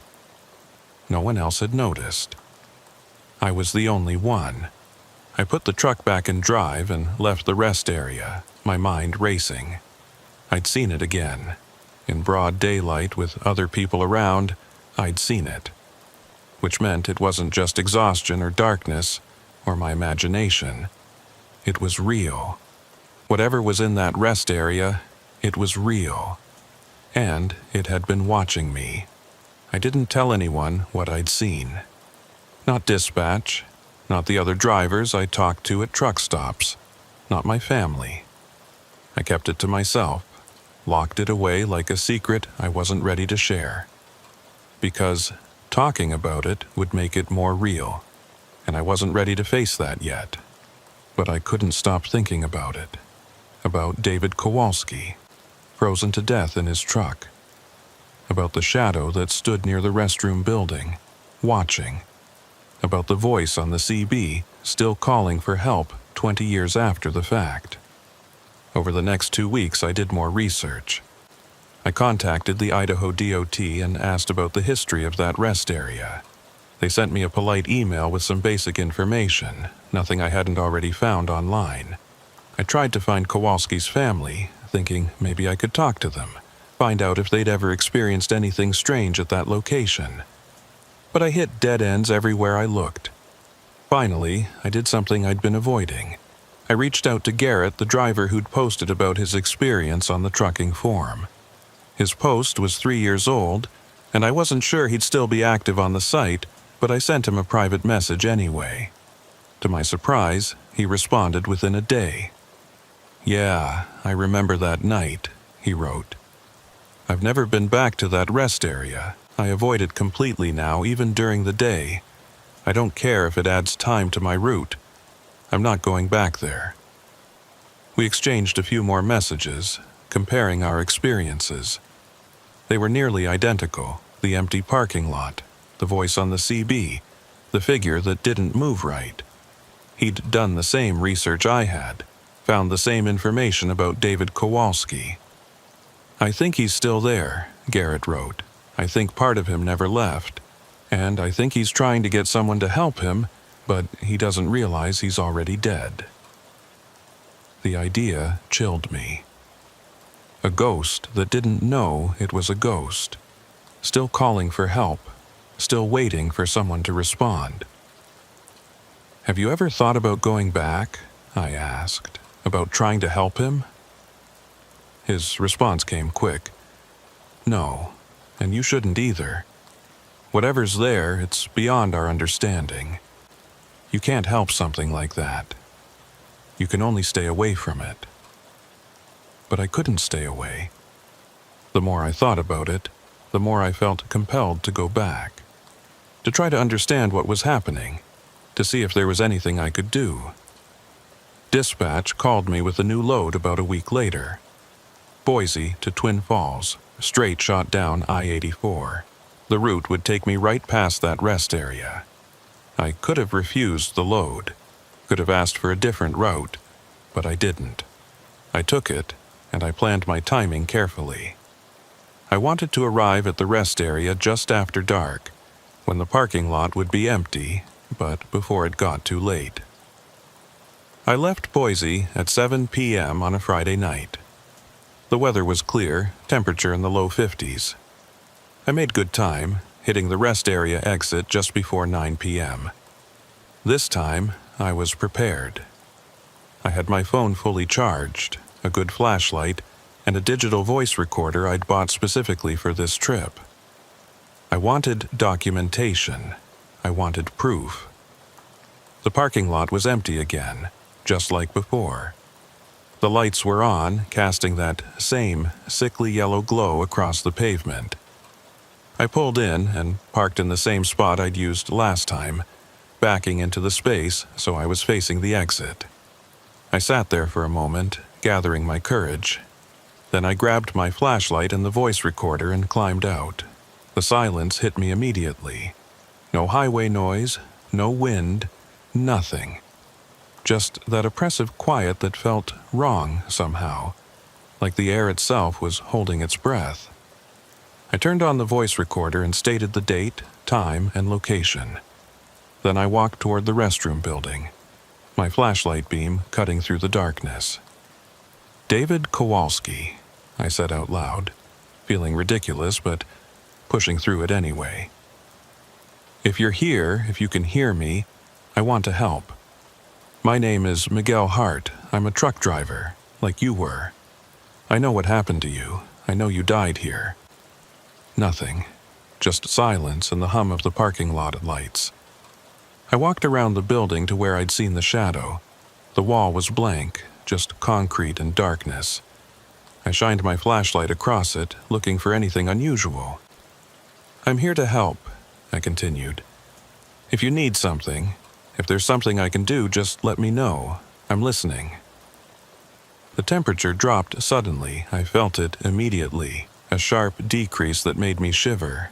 My breath started fogging in the air, visible in the flashlight beam. And then I heard it. The voice on my CB, faint but clear, coming from inside my truck. "So cold. Help me. Please." I turned and looked at my truck. Through the window, I could see the CB radio. The display lit up, showing activity on channel 19. But I hadn't left it on. I was sure I'd turned it off before I got out. I walked back to the truck and opened the door. The CB was definitely on, and the voice was coming through clearly now. "Can anyone hear me? I'm at the rest area, mile marker 96. My heater's broken and it's getting really cold. Please, if anyone can hear this, I need help." The voice was different from what I'd heard before. More coherent, more desperate. And there was something about the way he spoke, the rhythm of his words, that sounded oddly formal, like he was from a different era. I picked up the CB mic and keyed it. "David, is that you?" The voice stopped. There was silence for a moment and then, "Yes. Yes, can you hear me? Can you help me? It's so cold I can't feel my fingers anymore." My hands were shaking. I was talking to a dead man. I was having a conversation with someone who'd been dead for 20 years. "David, listen to me," I said, trying to keep my voice steady. "What year is it? What's the date?" "It's December 15th, 2004, he said. "Please, I've been calling for hours. No one's answering. I need help." The year he died. He didn't know. He had no idea he was dead, that 20 years had passed. "David," I said carefully, "I need you to listen to me very carefully. Something has happened. You're not where you think you are." "What? What are you talking about?" "I'm at the rest area off I-84. I pulled in because of the snow, but my heater stopped working and now I can't get warm. Please, just send someone to help me." I closed my eyes, trying to figure out what to say. How do you tell someone they're dead? How do you explain to a ghost that they've been gone for 2 decades? "David, what's the last thing you remember? Before you pulled into this rest area, There was a long pause. When he spoke again, his voice was confused. I was driving, heading to Boise. There was a storm coming in, snow, and I decided to wait it out here. I pulled in, called for a tow because my heater was broken, but no one came. And then what happened? Another pause, longer this time. I don't remember. I was waiting, and I was getting colder, and I kept calling, but no one answered, and then his voice trailed off.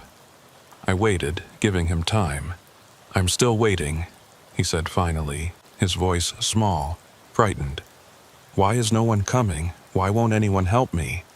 Because you don't need help anymore, David, I said gently. You're not cold anymore. You're not in danger.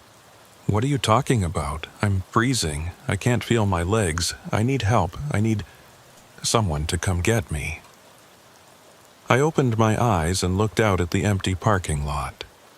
The shadow was there, standing near the restroom building. As I watched, it moved, shifting position, and I realized what I was seeing. It wasn't a shadow. It was David's truck. The outline of an 18-wheeler, barely visible, translucent, parked exactly where he must have been when he died. And inside the cab I could see a faint glow. A figure, hunched over, barely visible. David, I said, my voice cracking slightly, look around you. Tell me what you see. I see snow. It's snowing hard. I can barely see the parking lot lights. Everything's white. But it wasn't snowing. The sky was clear, stars visible overhead. What he was seeing wasn't what was really there. He was trapped in his own moment, his own death, reliving it over and over. David, I need you to do something for me. I need you to step outside your truck. Can you do that? Outside? But it's freezing out there. I'll die. You won't die. I promise you won't die. Just step outside. Please. There was a long silence. I watched the ghostly truck, watched the figure inside, and then, slowly, the driver's side door opened. The figure that emerged wasn't solid. It was made of the same translucent material as the truck, barely visible against the darkness. But I could see enough to make out a shape. A man, middle-aged, wearing a heavy jacket. He stood next to the truck, looking around. I'm outside, his voice came through the CB. But I don't see anyone. Where are you? I stepped out of my truck, my flashlight in hand. I'm here, David, right here. Can you see me? The figure turned toward me. For a moment, we looked at each other across the parking lot, across the gap between the living and the dead. I can see a light, he said. Is that you? Yes, that's me. Walk toward the light, David. He started moving, and I realized he was walking through the snow that only he could see. His movements were slow, labored, like he was pushing through deep drifts, but there was no snow, just empty pavement. It's so cold, he said. I'm so tired. I know, but you're almost there. Just keep walking. He got closer, and I could see more details now. His face, weathered and kind. His eyes, confused and frightened. His hands, pale and shaking. He stopped maybe 10 feet away from me, and I could see him clearly now. See the frost on his jacket, the ice in his beard. Things that shouldn't be there, things that existed only in his reality. Who are you? He asked. My name is Miguel. I'm here to help you. I don't understand. Where is everyone? Where are the police? I've been calling for hours. David, I said as gently as I could, you need to understand something. A lot of time has passed, more time than you realize. What? No, I just pulled in here. It's only been... He trailed off, confusion crossing his face. How long has it been? 20 years, David. It's been 20 years since that night. He stared at me, his expression shifting from confusion to disbelief. to horror. "No, that's not possible. I was just... You died here," I said. "You froze to death waiting for help, and somehow some part of you got stuck here. You've been calling for help every night since then, but you've been calling from the past, from the moment you died." He looked down at his hands, and I saw realization dawn on his face. "I'm dead? I'm sorry." He was quiet for a long time. Then he looked up at me, and I could see tears on his face. "My family, my wife, my kids, they're okay," I said, even though I didn't know for sure. But I felt like it was the right thing to say. "They're okay." He nodded slowly, and I could see him starting to fade. The edges of his form were becoming less distinct, like he was dissolving into the air.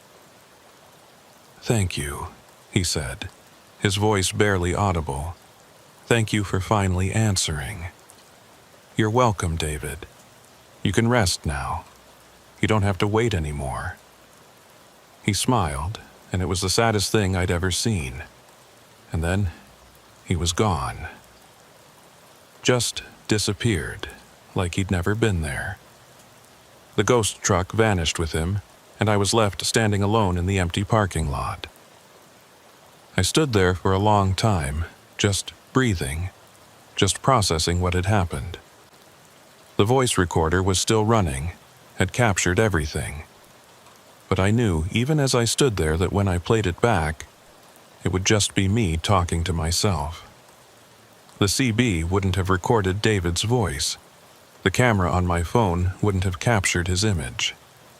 Because he'd existed in a different space, a different time. A moment, frozen 20 years in the past, replaying over and over until someone finally acknowledged it, finally answered his call for help. I got back in my truck and sat there, my hands on the wheel. The parking lot felt different now. The oppressive silence was gone, replaced by normal night sounds. I could hear traffic from the highway, hear the wind rustling through the dry grass on the hillside. David was gone.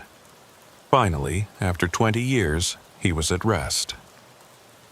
I started the engine and pulled out of the lot, heading back toward the highway. As I merged onto I-84, I thought about what Garrett had said, that I couldn't help something like that, that I should stay away. But he'd been wrong. I had helped.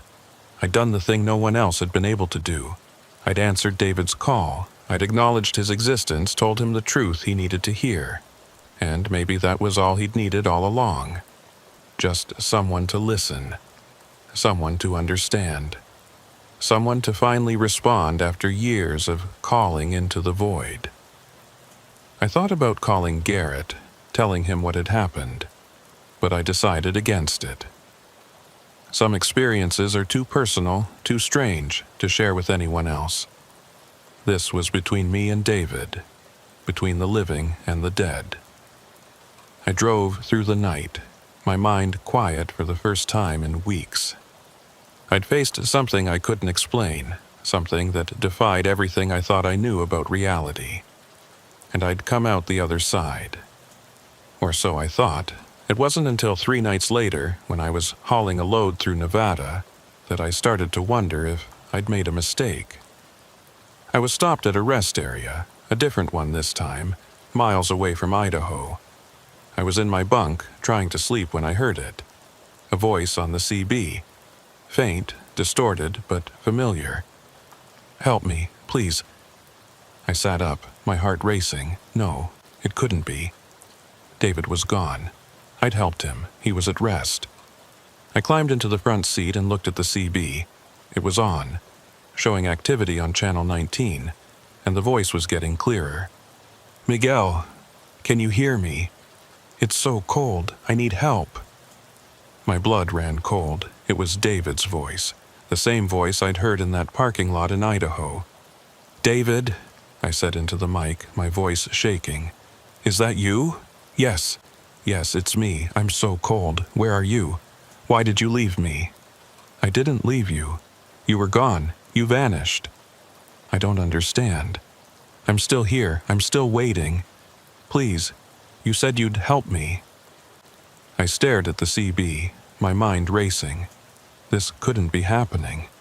I'd helped him. I'd set him free, unless I hadn't. Unless all I'd done was make contact, make him aware that someone could hear him. And now he was following me, still calling for help, still trapped in his moment of death. "David, listen to me. I'm not at the rest area anymore. I'm hundreds of miles away. But I can hear you. I can hear your voice. You're close. I know you are. Please, just come back. Just help me." I turned off the CB, my hands shaking. But I could still hear his voice, faint but persistent, coming from somewhere outside the truck. I looked out the window, scanning the darkened rest area, and there, standing under one of the lights, was the shadow. The same translucent figure I'd seen in Idaho, watching me. I locked the doors and started the engine. I didn't wait. I just drove, pulling out of the rest area and back onto the highway as fast as I could. But as I drove, I kept checking my mirrors. And every time I looked, I could see him. David, standing on the side of the road, watching me pass. Always in the same position, head down, hands at his sides. Following me. I drove straight through to Denver, not stopping except for fuel and food, and even then only at busy places with lots of people around. Every time I checked my mirrors, I half expected to see him standing there. David, the ghost I'd tried to help. But he was gone, or at least he wasn't visible anymore. The CB stayed silent. The shadows stayed normal. Whatever had happened at that rest area in Nevada, it hadn't followed me beyond that night.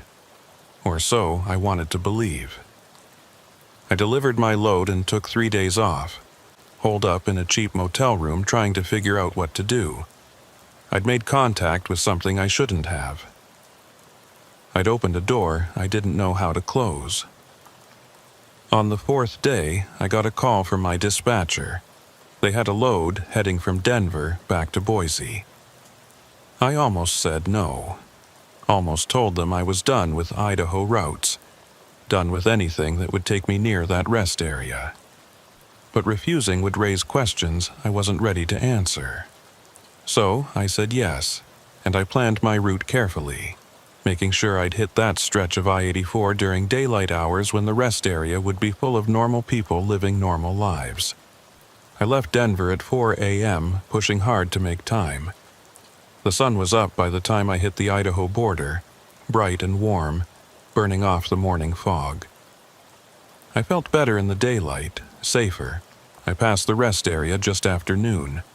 The parking lot was full, families having picnics, RVs pulled in for a break, dogs running around on the grass. Everything looked perfectly normal. I didn't stop. I kept driving, my eyes straight ahead, refusing to look at the restroom building or the spot where David's truck had been parked. But as I passed the exit, I caught a glimpse of something in my mirror. Just for a second, barely visible in the bright sunlight. A figure standing near the building, watching the highway. I told myself it was just another traveler, someone stretching their legs, enjoying the sunshine, nothing more, but I knew better. I made my delivery in Boise and picked up a return load heading back east. This time, I planned to hit that rest area at night. I know it sounds crazy, but I needed to know. I needed to understand what was happening. Whether David was still there, whether I'd helped him, or just made things worse.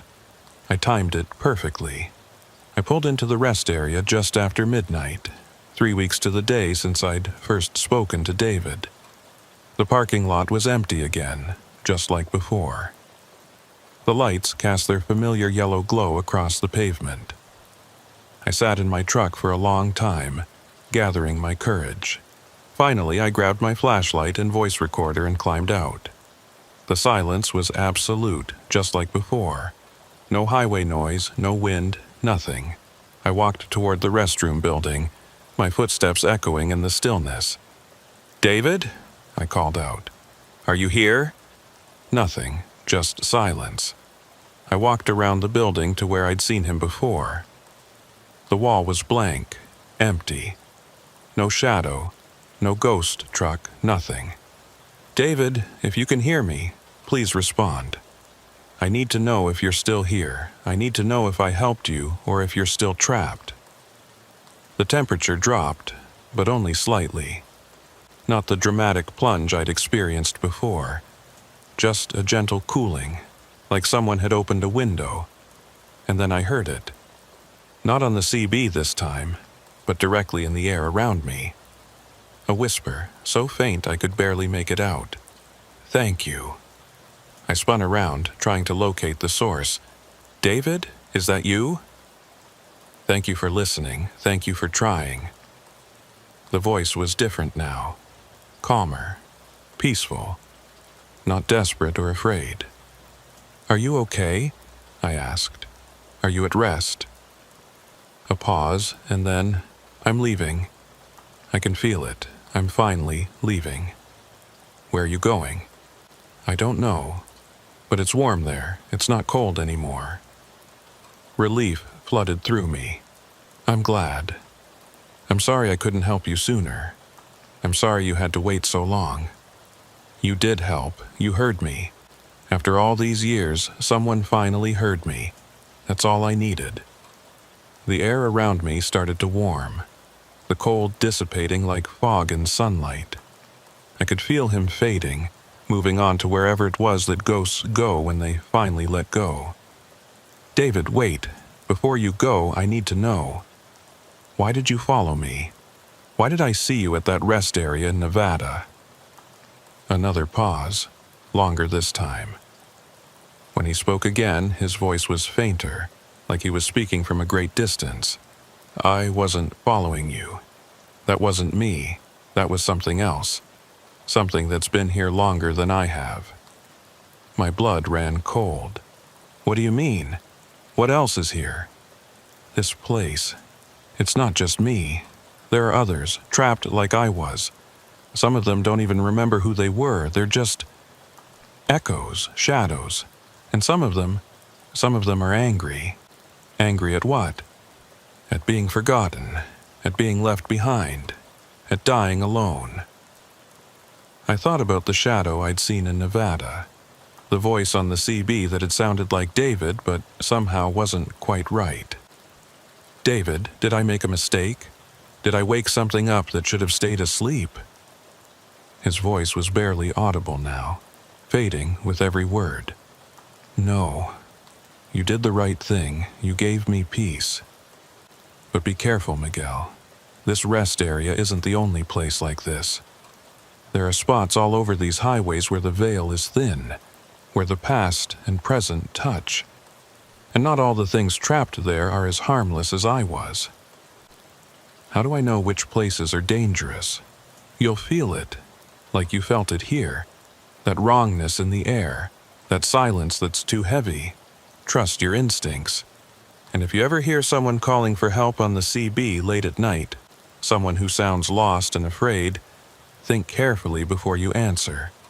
Because sometimes the thing calling isn't looking for help, it's looking for company. David, I have to go now. Thank you, Miguel. Thank you for giving me peace. And then he was gone.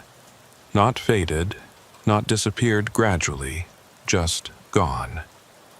One moment I could feel his presence, and the next there was nothing. Just normal night air, and the distant sound of traffic on the highway. I stood there for a long time, processing what he'd said. There were other places like this, other rest areas, other stretches of highway where the dead lingered. And I'd stumbled onto one of them, had made contact with something that existed between worlds. I walked back to my truck, my mind racing. I should have felt relieved. I'd helped David, given him the peace he needed. That was a good thing. But his warning echoed in my head. Not all the things trapped there are as harmless as I was. I climbed into my truck and sat there, staring at the empty parking lot. And that's when I noticed it. The restroom building lights were off, all of them. not just the interior lights. The whole building was dark. But the parking lot lights were still on, still glowing that sickly yellow, still illuminating everything around them. I looked closer at the building and my stomach dropped. The door was open, wide open, and there was something moving inside. I couldn't see what it was, just a shifting darkness, like smoke moving against a wall, but I could feel it watching me, could feel its attention focused on my truck, on me. David's words came back. Some of them are angry. I started the engine, my hands shaking. The darkness inside the building shifted, and for just a moment, I saw it clearly. A figure, but not like David had been. This one was wrong, distorted. Its shape didn't make sense, like it was several people overlapping, existing in the same space, and it was moving toward the door. I hit the gas before it could emerge, my truck lurching forward. I swung around toward the exit, my tires squealing on the pavement. In my mirror, I could see the darkness spilling out of the building, spreading across the parking lot like oil. I hit the exit ramp doing 50, way too fast, the trailer swaying dangerously behind me. I didn't slow down until I was back on the highway, merging into traffic with my heart pounding and my breath coming in gasps. I drove for an hour before I dared to look in my mirrors again. The highway behind me was empty, just normal darkness and the glow of taillights in the distance. But I couldn't shake the image of that thing in the restroom building. That darkness that had seemed to watch me with something that wasn't quite eyes. I pulled into a truck stop in Mountain Home and sat there until sunrise. My doors locked, my windows up, jumping at every sound. When the sun finally came up, I felt brave enough to get out and walk around. Everything looked normal. Other trucks were pulling in and out, drivers heading for coffee and breakfast, the day shift taking over from the night. No shadows, no ghosts, no darkness that moved on its own. I went inside and bought the strongest coffee they had. I sat at the counter and tried to eat, but my appetite was gone. The waitress asked if I was okay, said I looked pale. I told her I was just tired. When I finally got back on the road, I made a decision. I was done with that rest area. Done with trying to understand what was there. Done with investigating the paranormal. I'd helped David, and that was good, but I'd also seen things I didn't want to see again. Garrett had been right. Some places you just stay away from. But David's warning stayed with me. There are spots all over these highways where the veil is thin. How many of them were there? How many rest areas? How many truck stops? How many stretches of lonely highway had claimed lives over the years? How many ghosts were trapped in those places, calling out for help that would never come? I started paying more attention after that. To the feeling I'd get sometimes when I pulled into a rest area late at night. That sense of wrongness, of silence that was too heavy. When I felt it, I'd leave. I didn't care how tired I was, didn't care if it added hours to my trip. I just left, and I started noticing a pattern. Certain places had that feeling more than others. Remote rest areas, old truck stops that had been around for decades, stretches of highway that ran through empty country where cell service was spotty and help was far away. I began documenting them, keeping a notebook with locations and dates and descriptions of what I'd felt or seen. I didn't share it with anyone.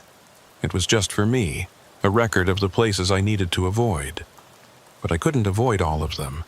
Sometimes, dispatch would give me a load that took me through one of those spots, and I'd have to make a choice. Drive through at night and risk encountering something, or wait until daylight and be late with my delivery. Usually I chose to wait, but there was one time, about 2 months after David, when I didn't have a choice. It was an urgent medical shipment, time-sensitive cargo that needed to get from Boise to a hospital in Billings. I had a narrow window to make the delivery, and the route took me straight through northwestern Wyoming on US 20, a lonely highway that cut through some of the most remote country in the lower 48. I'd driven that road before, always during the day. But this time, I was going to hit it at midnight. And I already knew how it was going to feel. I tried to talk dispatch into finding another driver, but there was no one else available with the right equipment and the right certifications. It had to be me. So I took the load, and I headed east from Boise with a sense of dread settling in my stomach like a stone. The drive started out fine. Traffic was light, the weather clear. But as I got closer to Wyoming, as the sun went down and darkness settled over the landscape, I could feel it. That familiar wrongness, that heaviness in the air. I crossed the Idaho-Wyoming border just after 11 p.m. The highway stretched out ahead of me, empty and dark, cutting through miles of nothing. No towns, no gas stations, no lights except my own headlights and the stars overhead. I turned on my CB, scanning through the channels, looking for another driver, for any voice to keep me company. But there was nothing. Just static and the occasional burst of noise that might have been a voice or might have been interference. Around 11:45, I passed a historical marker. I almost didn't notice it. Just a brown sign with white lettering, too small to read at highway speed. But something made me slow down, made me look. I couldn't make out the words, but I could see enough to know it was marking something. A battle, maybe. Or an old settlement, or a tragedy. I thought about stopping, about reading what it said. But David's warning echoed in my head. Think carefully before you answer. So I kept driving. 5 minutes later, I saw the lights. They were ahead of me, maybe a mile down the highway. 2 headlights moving slowly, weaving slightly like the driver was having trouble staying in their lane. I flashed my high beams, trying to signal them, trying to get their attention. The lights ahead didn't respond, just kept moving at that same slow, weaving pace. I got closer, and I could see it was a truck, an old one, from the shape of the headlights and the height off the ground, maybe from the 70s or 80s. I tried the CB. Breaker 19, this is hard on US 20 eastbound. There's a truck ahead of me that looks like it might be having trouble. Driver, if you can hear me, you might want to pull over. No response. Just static. I got closer still, maybe 100 yards behind, and that's when I noticed something wrong. The truck wasn't leaving any tire marks on the wet pavement. The road was damp from earlier rain, and my tires were leaving clear tracks. But the truck ahead, there was nothing. Just like before. Just like the truck I'd seen on US 191 in Wyoming. I slowed down, my heart rate picking up. This wasn't David, this was something else. Something that had been on this road longer, that had died here in a different era. The truck ahead started to slow, its brake lights coming on. Red and bright, casting a glow across the wet pavement. Except there was no pavement where the brake lights were shining, just empty air. The truck was starting to fade, becoming transparent, and I could see straight through it to the highway beyond. I hit my brakes, slowing to a crawl. The ghost truck slowed with me, maintaining the same distance. And then, slowly, it started to pull over onto the shoulder. I should have kept driving, should have passed it and never looked back. But I couldn't. I had to know. I pulled over behind it, leaving plenty of distance between us. I put my truck in park and sat there, watching. The ghost truck sat there on the shoulder, its brake lights still on, its engine idling with a sound I could almost hear. And then the driver's door opened. A figure climbed out, tall, wearing what looked like denim and a flannel shirt. He walked around to the front of his truck, and I could see him clearly in my headlights. He was looking at his engine, like he was checking for a problem. His movements were slow, methodical, normal, except he was transparent. I could see the hillside behind him, see the sagebrush and rocks through his body. He stood there for maybe 30 seconds looking at his engine. And then he turned and looked directly at my truck. Directly at me. I couldn't see his face. It was too dark, too distorted. But I could feel his gaze, could feel him staring at me through the windshield. And then he started walking toward me. I didn't wait. I hit the gas and pulled back onto the highway, my tires squealing as they fought for traction on the wet road. In my mirror, I could see him standing there in the middle of the highway watching me drive away. But he wasn't alone anymore. There were other figures now, emerging from the darkness on either side of the road. Shadows and shapes and things that didn't quite make sense. Some of them looked human, others didn't. They were all watching me, all standing there on that lonely stretch of highway, watching my truck disappear into the distance. I drove for 20 miles before I dared to slow down. My hands were shaking so badly I could barely hold the wheel. My breath was coming in short gasps, and my heart felt like it was going to explode. David had been right. There were other places like that rest area, other spots where the dead lingered, where the past and present touched. And I'd just driven through one of them. I made my delivery in Billings just before dawn, dropped the cargo, and headed straight home. I didn't stop except for fuel, didn't sleep except for a few hours in a truck stop parking lot in broad daylight. When I finally got home to my apartment in Boise, I locked the door and stood in the shower until the hot water ran out. But I couldn't wash away the memory of those figures standing on the highway, watching me. Couldn't shake the feeling that I'd seen something I was never meant to see. And I couldn't stop thinking about what David had said. Some of them are angry. What happens when you encounter one of the angry ones? What happens when you stop for the wrong ghost, when you answer the wrong call for help? I had a feeling I didn't want to know. I took a month off after that night on US 20, told dispatch I needed personal time, that I had family matters to attend to. They didn't ask questions, just marked me as unavailable and moved on. I spent that month trying to process everything that had happened, trying to make sense of the things I'd seen, the voices I'd heard, the shadows that moved on their own. I read everything I could find about hauntings, about ghosts, about places where the veil between worlds was thin. Most of it was nonsense. Ghost hunting websites full of blurry photos and wild speculation. Forums where people claimed to have seen angels or demons or interdimensional beings. But buried in all that noise, I found a few things that rang true.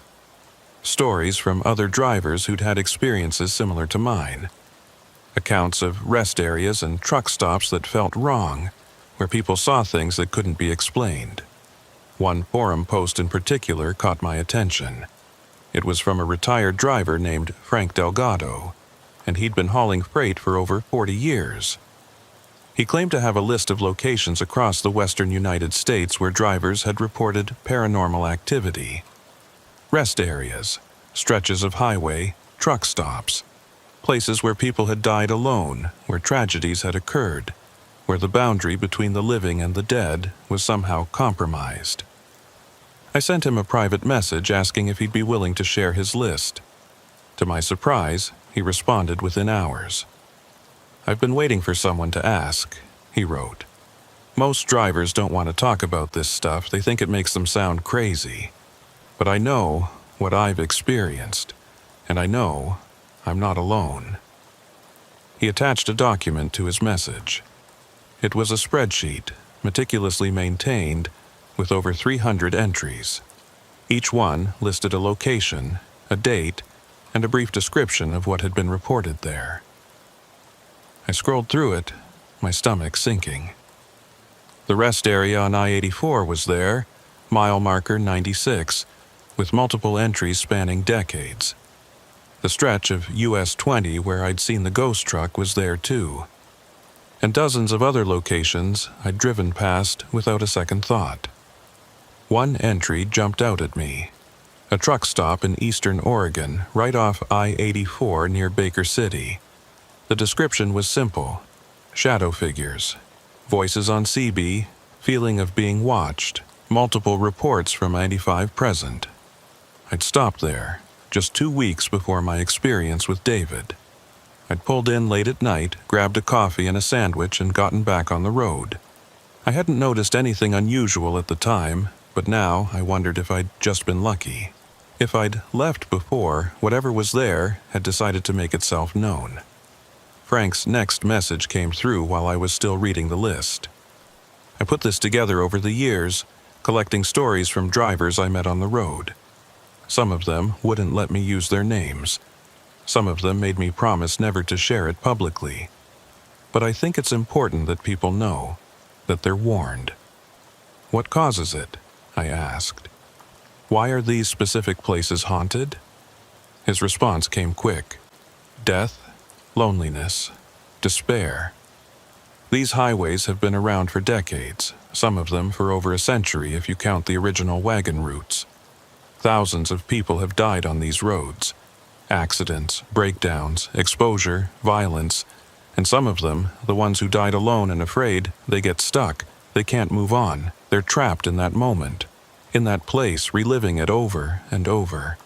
I thought about David, frozen to death in his truck, calling for help that never came.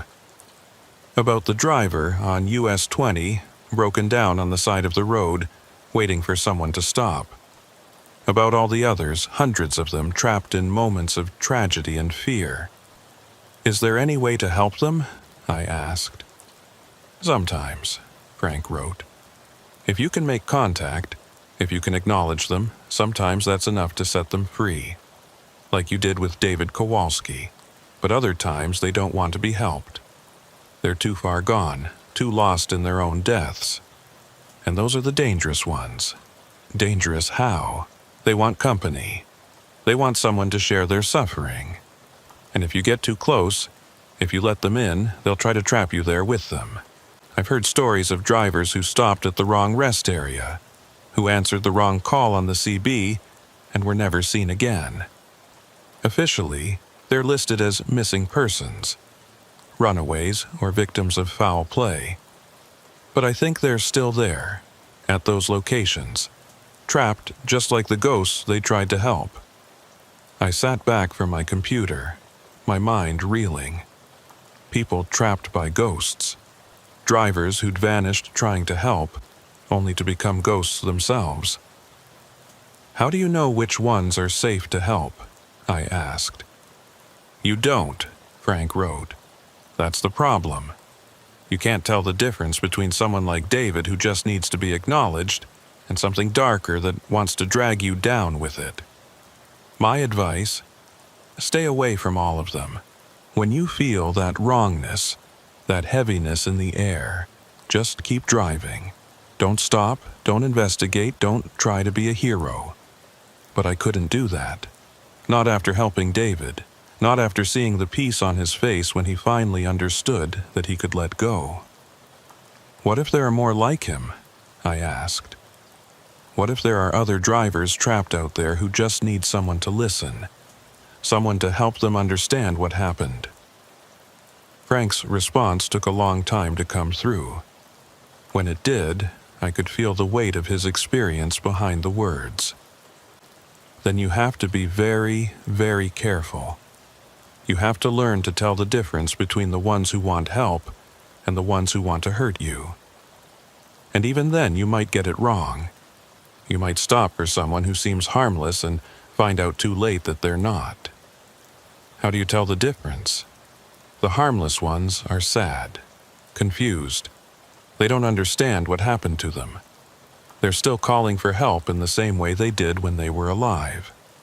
The dangerous ones are different. They're angry, aggressive. They don't ask for help, they demand it. They don't appear confused, they appear hostile. And they usually appear in groups, not alone like David was, but in clusters. Multiple figures, multiple shadows. I thought about the figures I'd seen on US 20, the way they'd emerged from the darkness on both sides of the road. The way they'd all been watching me. Not moving, not calling out, just watching. "I think I encountered some of the dangerous ones," I said. "On US 20? He asked. "Yeah, that stretch is bad. Really bad. Whatever happened there, it wasn't just one person dying. It was multiple deaths, maybe over years. The energy there is different. Heavier. More malevolent. What should I have done? Exactly what you did. Drove away. You were smart not to stop, not to engage. Some places, the best thing you can do is acknowledge that they're there, and then leave them alone." I thanked Frank for his time and his information.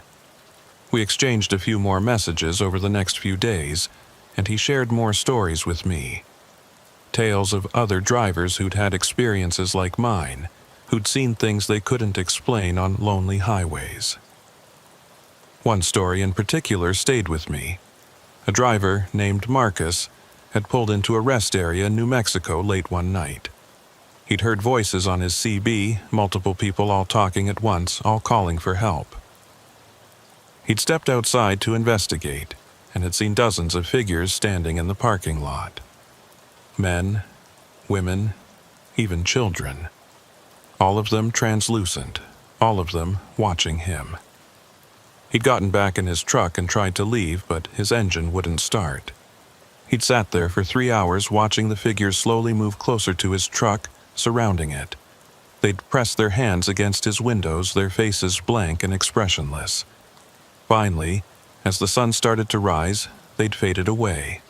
His engine had started on the first try, and he'd left without looking back. He quit driving after that, Frank wrote. Said he couldn't handle the thought of being trapped like that again. Last I heard, he was working in a warehouse somewhere, staying as far from highways as he could get. I didn't blame him. The thought of being surrounded by ghosts, unable to escape, was terrifying. But I couldn't quit. This was my career, my livelihood. And more than that, I felt a responsibility now. I'd helped David find peace. Maybe I could help others. So when my month off was up, I went back to work, but I went back smarter, more prepared. I carried Frank's list with me, memorizing the locations I needed to avoid, or at least approach with extreme caution. I installed a better CB radio, one with recording capabilities so I could document anything unusual I heard. And I started carrying something else too: salt, iron nails, a small vial of blessed water I'd gotten from a church. I know how it sounds, like something out of a horror movie. But Frank had told me that traditional protections sometimes worked, that there was truth buried in those old superstitions. So I kept them in my truck, just in case. My first run back was a simple one: Boise to Twin Falls and back, all during daylight hours. Nothing unusual happened. No ghosts, no voices, no shadows. Just a normal day of work. But on my second run, things got weird again. I was heading north on US 93, a long, lonely highway that cuts through the Nevada desert. It was just after midnight, the road empty except for me, when I passed a broken-down car on the shoulder. It was an old sedan, maybe from the 80s, with its hood up and its hazard lights flashing. And standing next to it was a woman, waving her arms, trying to flag me down. I slowed down, my instincts warring with each other. On one hand, this could be someone who genuinely needed help, a real person in a real emergency. On the other hand, Frank's list had an entry for US 93. Multiple reports of people seeing figures on the side of the road that vanished when approached. I pulled over about 50 yards past the car and sat there, watching in my mirrors. The woman was still there, still waving. She looked solid, real, not transparent like David had been, not shadowy like the figures on US 20. I grabbed my CB mic. "Breaker 19, this is Hart on northbound 93. There's a broken-down vehicle at mile marker 112. Driver appears to need assistance. Anyone in the area? No response. Just static. I tried again, and this time I got an answer. A crackling voice, faint but audible. Copy that, Hart. This is Patrol Unit 7. We're about 30 miles south of your position. Can you stay with the vehicle until we arrive? Relief flooded through me. Highway patrol was on the way. I could stay here, keep an eye on the woman, make sure she was safe until help arrived. Roger that, Patrol 7. I'll keep her in sight. I climbed out of my truck and walked back toward the broken-down car, my flashlight in hand. The woman stopped waving and watched me approach. As I got closer, I could see her more clearly. Middle-aged, wearing jeans and a sweatshirt, her hair tied back in a ponytail. She looked tired and worried, but normal. Completely normal. "Thank you for stopping," she said when I was close enough to hear. "My car died and I can't get it started. My phone doesn't have any signal out here." "Highway patrol's on the way," I said. "Should be here in about half an hour. You okay? You need water or anything?" She shook her head. "I'm fine, just frustrated. I was heading to Jackpot, supposed to meet some friends, and now I'm going to be really late." We talked for a few minutes, just small talk, while we waited. She told me her name was Linda, that she lived in Elko, that her car had been giving her trouble for weeks, and she should have gotten it fixed sooner. Everything seemed normal. She seemed normal. I started to relax, started to think that maybe this was just what it appeared to be. A stranded motorist, nothing more. And then I noticed her shadow. It was wrong. The angle didn't match the position of my flashlight. Her shadow should have been falling one way, but instead it was pointing in a completely different direction. Like there was another light source that only she could see. I took a step back, my hand tightening on the flashlight. She noticed the movement and smiled, but it was wrong too. Too wide, too many teeth. "Something wrong?" she asked. "No," I said, backing up another step. "Just thought I heard the patrol car." "You're lying," she said, and her voice was different now. Colder, flatter. "You can see it, can't you? You can see that I'm not quite right." I didn't answer, just kept backing toward my truck. She followed, moving in that same wrong way the shadow on US 191 had moved. Not walking, but shifting position, like she was being cut and pasted through space. "Don't leave," she said, and now there were other voices joining hers, speaking in unison. "Stay with us. We've been alone for so long." I turned and ran. The truck was 50 yards away, and I covered the distance faster than I ever had before. I could hear her behind me, or them, multiple voices all speaking at once, all begging me to stay. I reached the truck and threw myself inside, slamming the door and locking it. In my mirror, I could see her standing in the middle of the highway, not moving, just watching. And around her, other figures were appearing.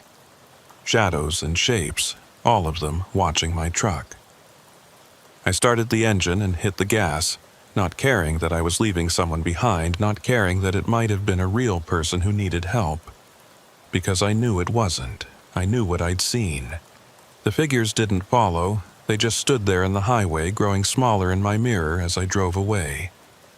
And after a mile or so, they vanished entirely, like they'd never been there.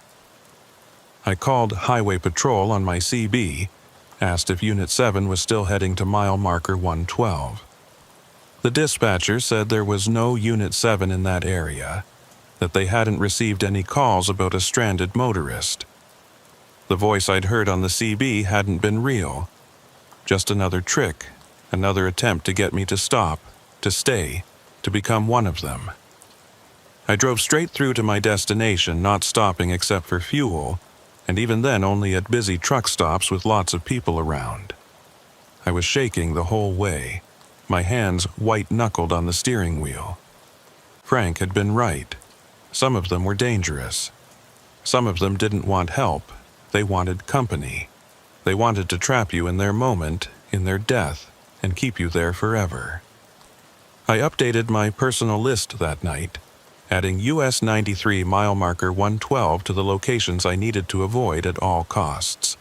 And I made a new rule for myself. If I see someone stranded on the side of the road in one of these locations, I call it in, but I don't stop. No matter how real they look, no matter how much they seem to need help, I just keep driving, because the cost of being wrong is too high. And I'd rather live with the guilt of potentially leaving someone behind than become another ghost on that list, trapped forever in a moment of death and despair. It's been 6 months since that night on US 93. I'm still driving, still taking loads across the western states. But I'm more careful now. I trust my instincts more. When I feel that wrongness, that heaviness in the air, I listen to it. I've added 17 more locations to my personal list, places where I've felt that sense of something watching, something waiting. I avoid them when I can, and when I can't, I drive through as quickly as possible, my eyes straight ahead, my CB turned off.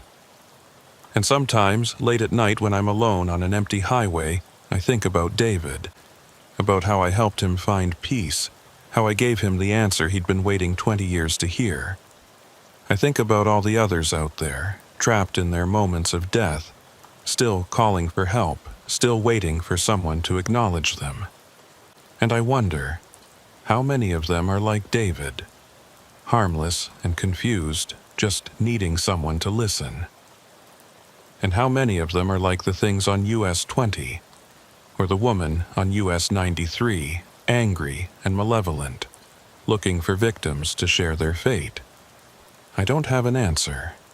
I don't think anyone does. All I know is that these highways are haunted, that the dead linger in certain places, trapped between worlds, unable to move on.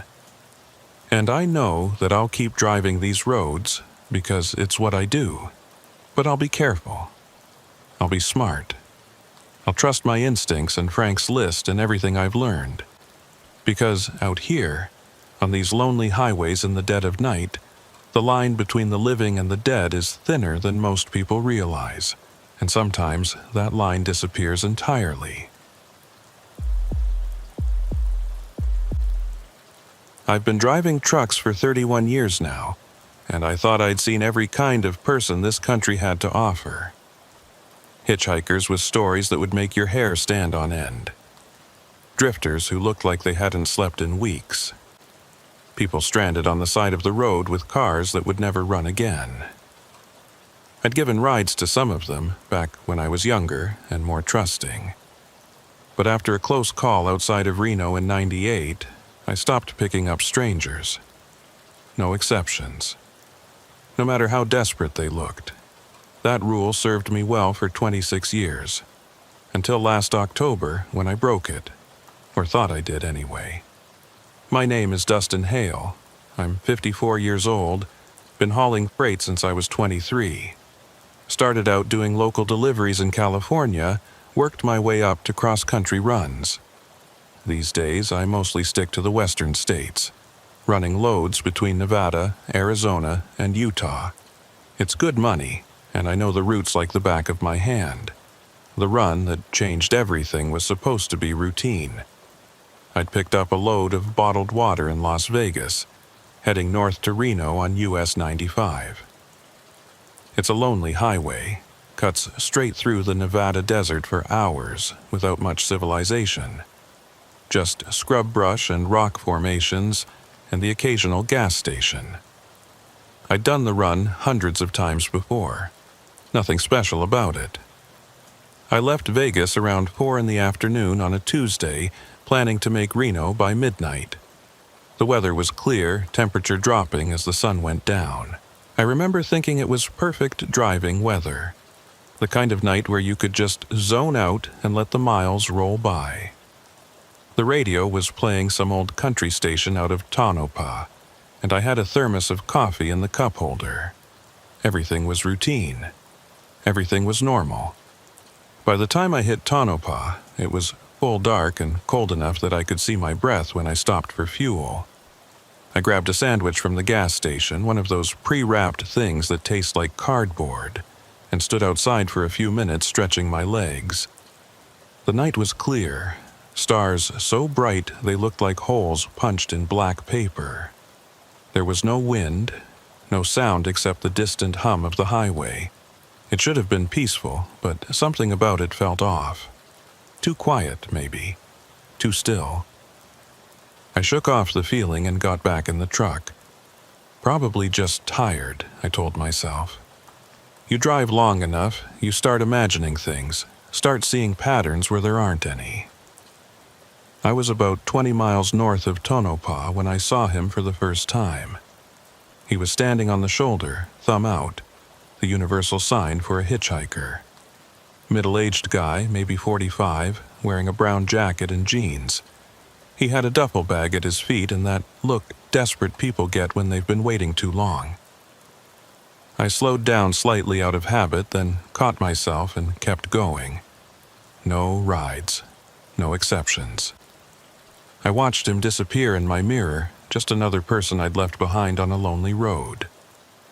About 40 miles later, I saw him again. Same guy, same brown jacket, same duffel bag. Standing on the shoulder with his thumb out, looking at my truck as I approached. I felt my stomach tighten. It couldn't be the same person. There was no way he could have gotten ahead of me, not in 40 miles, not without a vehicle. I slowed down more this time, staring at him as I passed. He looked exactly the same. Same face, same posture, same desperate expression. He even had the same small tear in the shoulder of his jacket that I'd noticed the first time. I grabbed my CB mic. Breaker 19, this is Hale on northbound 95. Anyone else out here seeing a hitchhiker in a brown jacket? Static. Nothing but static. I tried again, looking for a radio check. Anybody copy? More static, and then a faint voice, barely audible. Copy that, Hale. Haven't seen anyone. Road's pretty empty tonight. I thanked them and put the mic down, my eyes flicking to my mirrors. The hitchhiker was already out of sight, swallowed by the darkness behind me. I told myself it wasn't the same guy. Nevada's full of people down on their luck, and a brown jacket isn't exactly uncommon. It was just a coincidence. Two different people who happened to look similar. But I couldn't shake the feeling that something was off. 30 miles later, I saw him again. This time, he was wearing a different jacket. Blue denim instead of brown. But the face was the same. The duffel bag was the same. And he was standing in the exact same position, thumb out, watching my truck approach. I hit the brakes harder than I meant to, the truck slowing to maybe 30 miles per hour as I passed him. I stared at him through my window and he stared back, and for just a moment I could have sworn he smiled.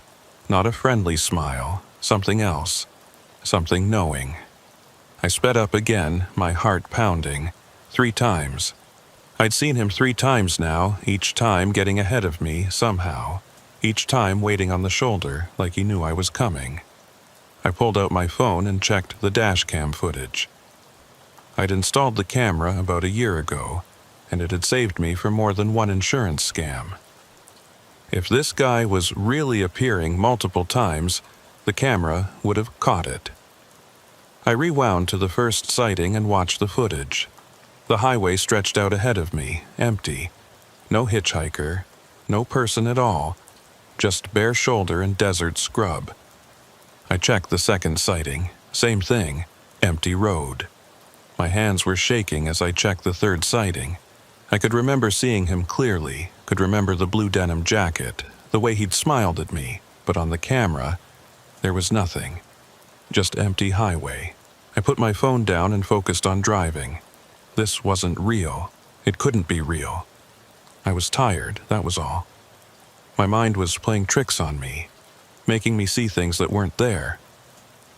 But when I saw him the 4th time, I knew I wasn't imagining it. He was standing in the middle of the road this time, not on the shoulder, right in the center of the northbound lane, blocking my path. And he was wearing the brown jacket again, the one from the first sighting. I slammed on the brakes, the truck shuddering as the ABS kicked in. I came to a stop maybe 15 feet from him, my headlights illuminating him clearly. He didn't move, just stood there, looking at me, his hand raised like he was asking me to stop. I sat there, frozen, my hands gripping the wheel.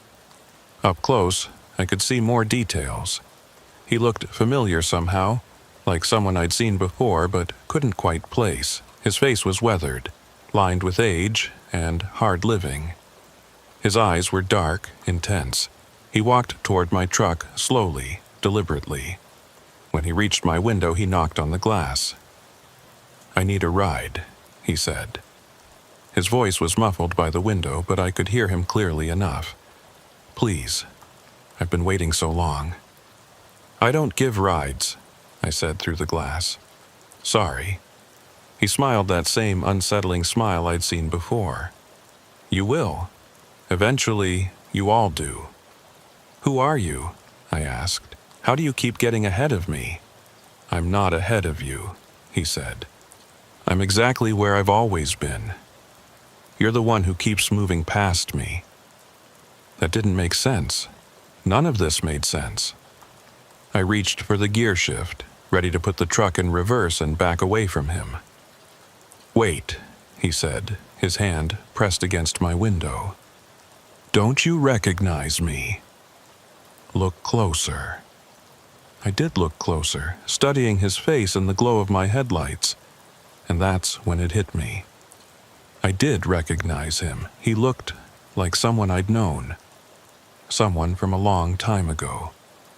He looked like my brother.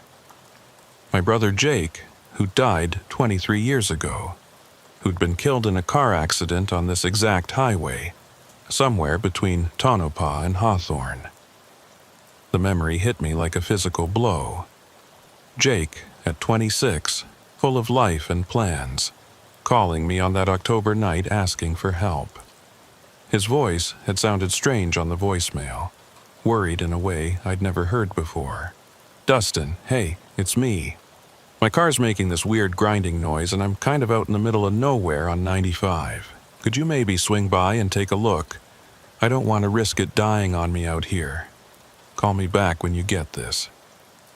I'd been hauling a load to Denver, was already running behind schedule.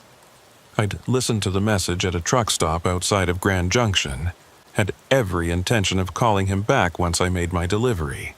But the delivery had complications, paperwork issues that ate up hours, and by the time I was free to call, it was past midnight. Too late to bother him, I'd thought. I'll call in the morning. But morning never came for Jake. The highway patrol found his car at 6 a.m., wrapped around a concrete barrier near mile marker 107. The grinding noise he'd mentioned had been his transmission failing. It had finally given out completely, and when it did, it locked up his rear wheels at 70 miles per hour. He'd lost control, overcorrected, and hit the barrier at an angle that sent his car rolling. The police said he died instantly. They said he wouldn't have felt anything, but I'd always wondered if that was true, or if they just told families that to make them feel better. I wondered if he'd had time to be scared, time to regret not pulling over sooner, time to wonder why his big brother hadn't called him back. "Jake?" I whispered, staring at the man's face in my headlights. He shook his head. "No." But I knew him. We met out here, on this road. He was looking for a ride, too. The temperature in the cab dropped suddenly. I could see my breath fogging in the air, could feel the cold seeping into my bones. "What are you?" I asked, my voice shaking. "I'm what happens to people who die alone on empty highways," he said. "I'm what gets left behind when no one stops to help. Your brother." He understood that. At the end, when he was lying in his car, bleeding out, waiting for someone to stop, he understood. Jake's accident was quick, I said. The police said he died on impact. The man smiled again, and it was the cruelest thing I'd ever seen. Is that what they told you? Is that what helps you sleep at night? You're lying. Am I? Or are you just lying to yourself? He stepped back from the truck. Your brother called you that night. Did you know that? Before the accident, he left you a voicemail asking you to come pick him up. Said his car was making a weird noise and he didn't think it was safe to drive.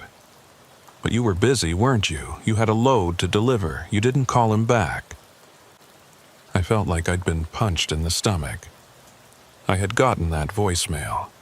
I'd been in the middle of a run to Denver, couldn't stop to drive all the way out to Nevada to help him.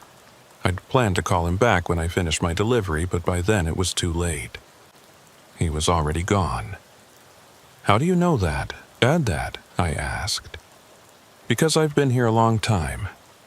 I've seen a lot of people pass through. And some of them, the ones who left someone behind, who didn't stop when they should have, they see me differently.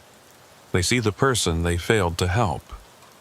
I stared at him, my mind reeling. So you're not real. You're just guilt. My guilt made manifest. Does it matter? He asked. Real, imaginary, guilt, ghost. Call me whatever helps you sleep. But I'm here and you see me and that means something. What do you want from me? I want what I wanted from the beginning. A ride. Just one ride. That's all I've ever asked for. I looked at him, standing there in my headlights, looking so much like Jake that it hurt to see him. And I thought about that voicemail, about how I'd never called back, about how my brother had died alone on this highway because I was too busy to help. Every instinct I'd developed over 3 decades of driving was screaming at me to refuse, to put the truck in gear and drive away. This wasn't real. This couldn't be real. I was hallucinating or dreaming or having some kind of breakdown. Ghosts weren't real. Dead brothers didn't appear on lonely highways. None of this made sense. But I thought about the dashcam footage, the empty roads where I'd clearly seen a person, the way he'd appeared in 4 different locations, each time getting ahead of me in ways that defied logic. The way he looked exactly like someone I'd loved and lost. And I thought about the alternative. About driving away. Leaving him here, adding one more person to the list of people I'd failed to help. About carrying this moment with me for the rest of my life. Wondering what would have happened if I'd just been brave enough to say yes. This is crazy, I said out loud, to myself as much as to him. This is absolutely insane. Probably, Raymond agreed. But you're going to do it anyway, aren't you?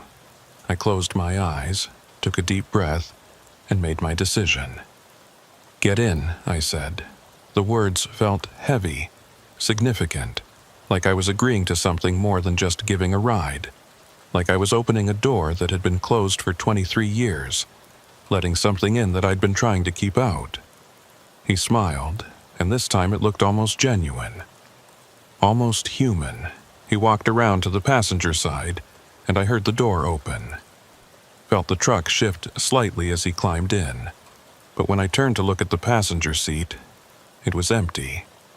I'm here, his voice said from beside me, even though I couldn't see him.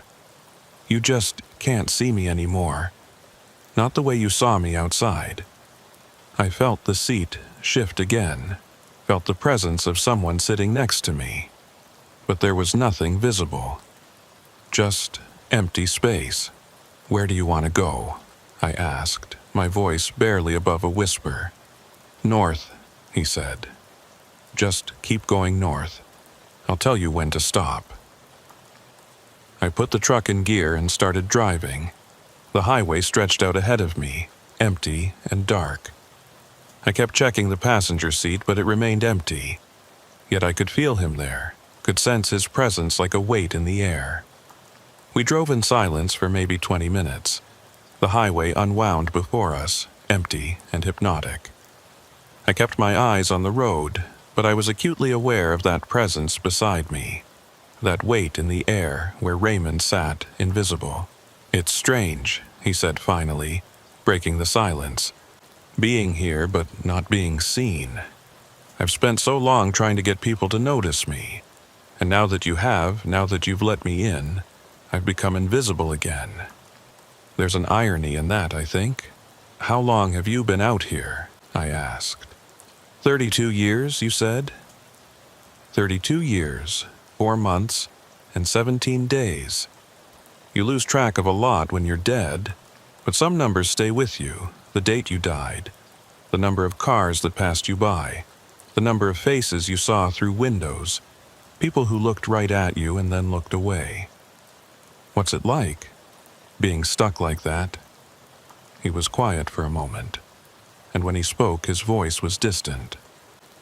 "It's like being trapped in a single moment, but you're aware of all the time passing around you. I can see the seasons change. I watch the highway get resurfaced, watch the mile markers get replaced. I see cars change, from the boxy sedans of the 90s to whatever those sleek electric things are that people drive now. But I'm always in that same moment, always dying of thirst, always desperate, always trying to flag someone down. That sounds like hell. It is. But you know what the worst part is? It's not the dying over and over, it's the hope. Every time a vehicle approaches, every single time, I think, this is it. This is the one that will stop. And when they don't, when they drive right past me or through me, it's like dying all over again. 32 years of hope and disappointment, over and over and over. I swallowed hard. "Why did you look like Jake to me?" "I told you. I appear differently to different people. To most drivers, I'm just a stranger. Generic, forgettable. But to some, the ones who carry guilt, I become something more specific. I become their regret made visible." He paused. "Your brother isn't the only person you've failed to help, is he?" The question hit me harder than I expected. I thought about all the stranded motorists I'd passed over the years, all the people standing on shoulders with their thumbs out. I'd told myself I was being smart, being safe, but was I? Or was I just being afraid? "There was a woman," I said slowly. "About 10 years ago, outside of Elko. Her car had broken down, and she had 2 kids with her. Little ones, maybe 5 and 7. I slowed down, almost stopped. But it was late and dark, and I didn't know her, so I called it into highway patrol and kept driving. I gripped the wheel tighter. I found out later that it took them almost 2 hours to reach her. 2 hours those kids sat in a cold car, scared, while their mom tried to keep them calm. They were fine, eventually. But I think about those 2 hours sometimes. Wonder what I was so afraid of." "You were afraid of what might happen if you stopped," Raymond said. "That's human, that's normal. But it doesn't make it right." "No," I agreed, "it doesn't." We drove on. The stars wheeled overhead, and the desert stretched out on either side of us like a dark ocean. "Your brother didn't blame you, you know. At the end, when he was dying, he wasn't thinking about the voicemail or the fact that you didn't come. He was thinking about the good times, the summers you spent together as kids, the way you taught him to drive. He was at peace." I felt tears burning in my eyes. "How would you know that?" "Because I was there. I saw him. We all see each other out here, those of us who got left behind. We're all connected in a way." "Are you saying Jake is out here too? Like you?" "No." Jake moved on. "He didn't get stuck like I did, like the others. He had people who loved him, who mourned him. That matters. It helps souls move on." He paused. "I didn't have that. No one mourned me. No one even knew I was missing until weeks after I died. "What's your real name?" I asked. Raymond Kowalski." The name hit me like a punch. "David Kowalski's brother? You know about David?" "I know a driver who helped him find peace." Raymond was quiet for a long time. When he spoke again, his voice was thick with emotion. "David's gone? He's not here anymore? He moved on. Someone listened to him, acknowledged what happened to him, and he was able to let go." "Good," Raymond said softly. "That's good. He deserved peace. He was a good man." "What about you?" I asked. "Can I help you the same way?" "No, it's different for me. David died waiting for help. I died because someone actively chose not to help. That leaves a different kind of mark." "What happened to you?" "I was hiking out in the desert, about 15 miles east of here. Got lost, ran out of water. I made it back to the highway eventually, but I was in bad shape.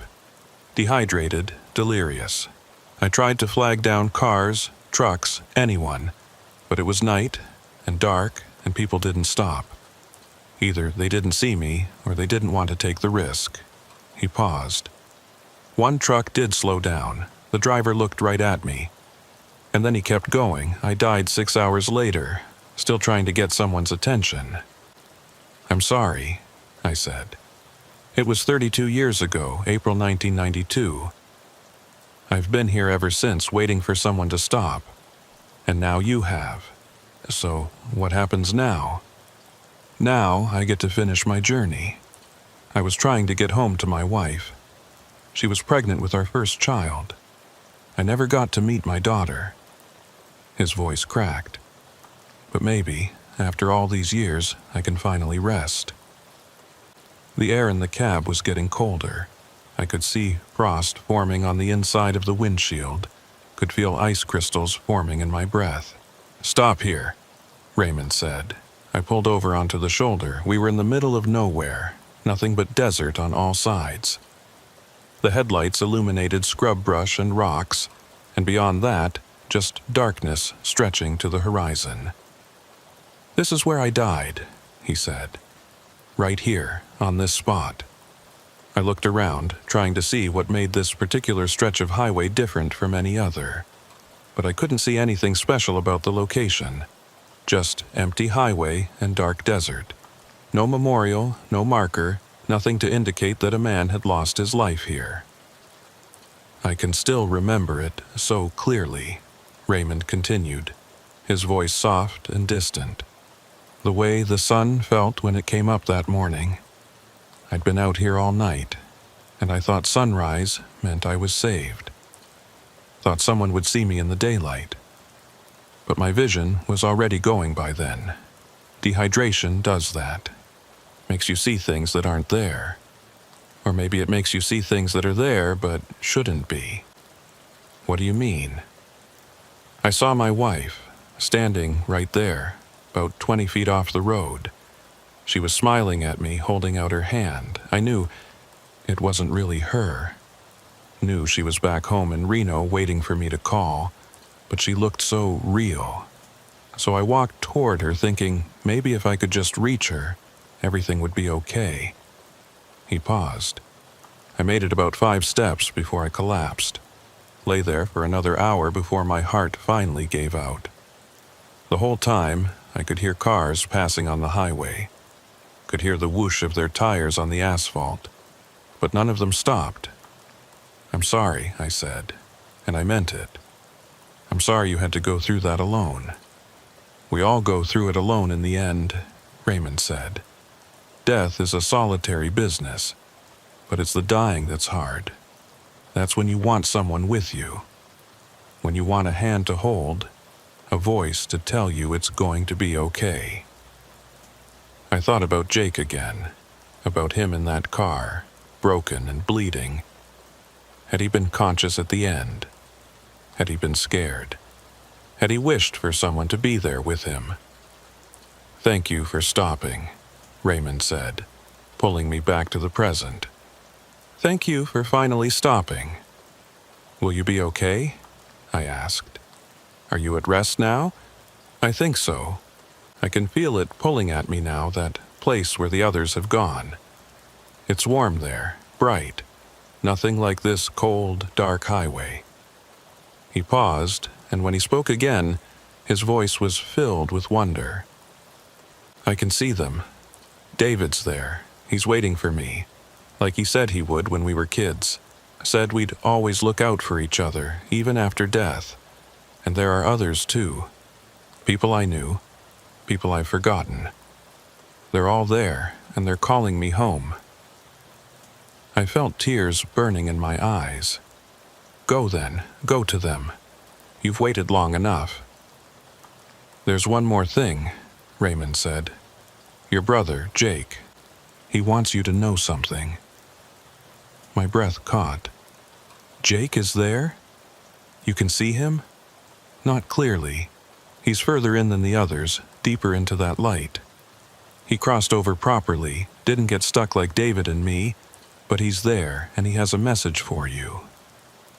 Raymond's voice was getting fainter now, like he was speaking from a great distance. "He says to tell you that the grinding noise wasn't the transmission. It was the wheel bearing.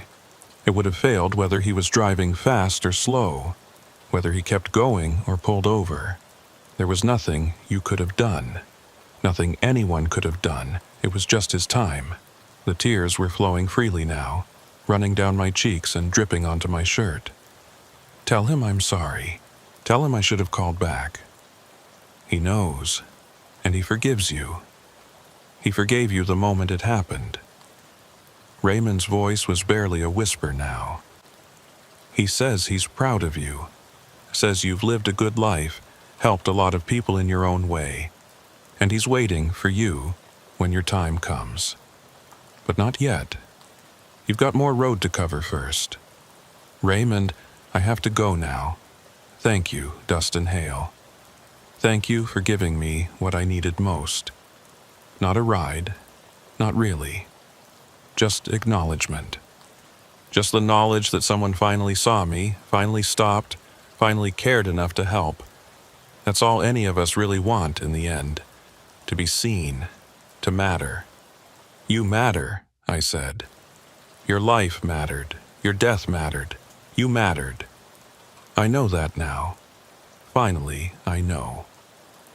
The temperature returned to normal, suddenly, all at once. The frost on the windshield melted away, running down the glass in small rivulets. The weight in the passenger seat lifted, and I felt the presence beside me dissipate like morning mist. And I knew, without looking, that Raymond was gone. But before he left completely, I heard one last whisper, so faint I almost missed it. "Tell Rachel I loved her. Tell her I tried to come home. I will," I promised. "I'll tell her." I sat there on the shoulder for a long time, just breathing, just processing. Then I pulled out my phone and called my sister. It was late, almost 1 in the morning, but she answered on the 3rd ring. "Dustin, what's wrong?" "Nothing's wrong," I said. I wanted to say I'm sorry about Jake, about not being there when he needed me." She was quiet for a moment. "That was over 20 years ago. We've talked about this. It wasn't your fault. I know, but I needed to say it again. I needed you to know that I'm sorry. I know you are. And Jake knew you were too. He never blamed you, Dustin. None of us did." After I hung up, I sat there for a while longer, staring out at the empty desert. The truck's engine hummed quietly, and somewhere far off I could hear a coyote howling. The sound was lonely and wild, and it seemed to echo the way I felt inside. I thought about Raymond, about how he'd spent 32 years waiting for someone to acknowledge him, 32 years of being invisible, being ignored, being left behind. And I thought about Jake, about that voicemail I'd never returned, about how he'd died alone on this same highway, The guilt had been with me for so long it felt like part of my DNA now, but Raymond's words stayed with me. Forgiveness starts with forgiving yourself. Maybe it was time to try. I pulled up my phone and opened my email. I typed slowly, hunting and pecking on the small keyboard. "Dear Rachel Kowalski," I wrote. "You don't know me, but I think I met your father tonight." I told her everything. About seeing Raymond on the highway, about giving him a ride, about how he'd finally found peace after 3 decades of waiting. I didn't expect her to believe me. I didn't even know if the email would reach her, if she still used the address I'd found in my research. But I needed to tell someone. Needed to make his story real in a way that went beyond just my own memory. I sent the email and started the truck. The road north to Reno looked the same as it always had, just a ribbon of asphalt cutting through the darkness. But it felt different somehow. Lighter, like something heavy had been lifted. The next morning, after I'd made my delivery and checked into a motel for some sleep, I got a response. "My mother told me about my father's death," Rachel had written. "She said he died trying to get home to us, that he got lost in the desert and no one stopped to help him. I've hated this highway my whole life because of that. Hated every driver who might have passed him by. But if what you're saying is true, if he finally found peace, then maybe I can start to let go of that hate. Thank you for stopping. Thank you for being the one who finally helped him." I read her email 3 times, tears blurring my vision. Then I closed my laptop and tried to sleep. That was 3 months ago now. Since then, I've driven US 95 maybe a dozen times, always watching for Raymond, always half expecting to see him standing on the shoulder with his thumb out. But he's never appeared again. The highway looks normal now, just another stretch of road through the Nevada desert. I did make one change, though. I started carrying emergency supplies in my truck. Water bottles, blankets, a first aid kit, flares. And I put a new sticker on my CB radio, right where I can see it every time I reach for the mic. It says, "Stop for the stranded. Call for help. Be the one who answers." I still don't pick up hitchhikers. Some rules exist for good reasons and the world is still a dangerous place, but I do stop for people who are clearly in trouble. Broken down cars, accidents, anyone who looks lost or afraid. I stop, I stay at a safe distance, and I make sure help is on the way before I leave. Last week, I pulled over for a family whose minivan had overheated outside of Beatty.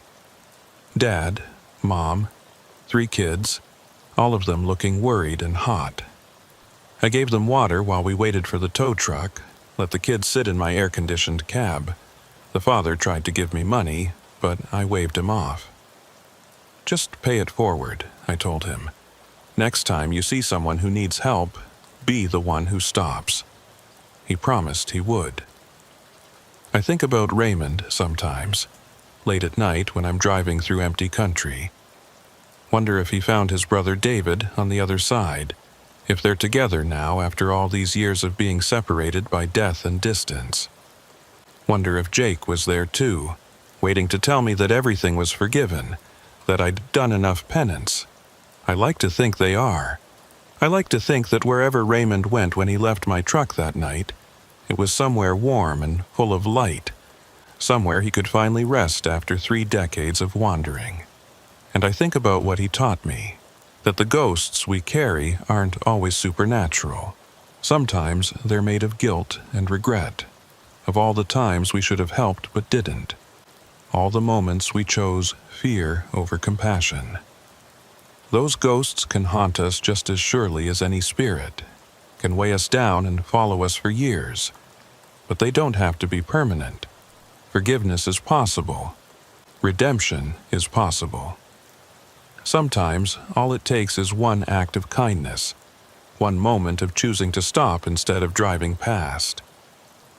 I carry that knowledge with me now, every time I get behind the wheel. Every mile I drive, every person I pass. I remember Raymond standing in my headlights, asking for the one thing he'd been denied for 32 years. A simple act of human kindness. A ride home. I haven't seen Raymond since that night. Haven't seen any hitchhikers on US 95, real or otherwise. The highway looks normal now. Just another stretch of road through the desert. But I carry Raymond's story with me. Carry the knowledge of what he went through, dying alone because people chose not to stop. And I think about Jake. About that voicemail I never returned. About all the ways we fail each other without meaning to. I still don't pick up hitchhikers. The risk is too real, the world too dangerous. But I do call in every stranded motorist I see. Every person standing on the side of the road looking lost or afraid. I report them to Highway Patrol, make sure someone comes to help. Because I learned something that night. I learned that the ghosts we carry aren't always the ones who died. Sometimes they're the ones we left behind. The people we could have helped but didn't. And those ghosts, the ones made of guilt and regret, they can haunt you just as surely as any spirit. Raymond Kowalski died on April 12, 1992, on US 95 in Nevada. His body was found 3 days later by a road maintenance crew. He was 34 years old. His daughter was born 2 months after his death. His wife named her Rachel, the name they'd picked out together. I know this because I looked him up after that night. Found his obituary online, found news articles about his death. It was all real. He was real. And he'd been waiting for 32 years for someone to stop. I'm just glad I finally did, even if it was 32 years too late.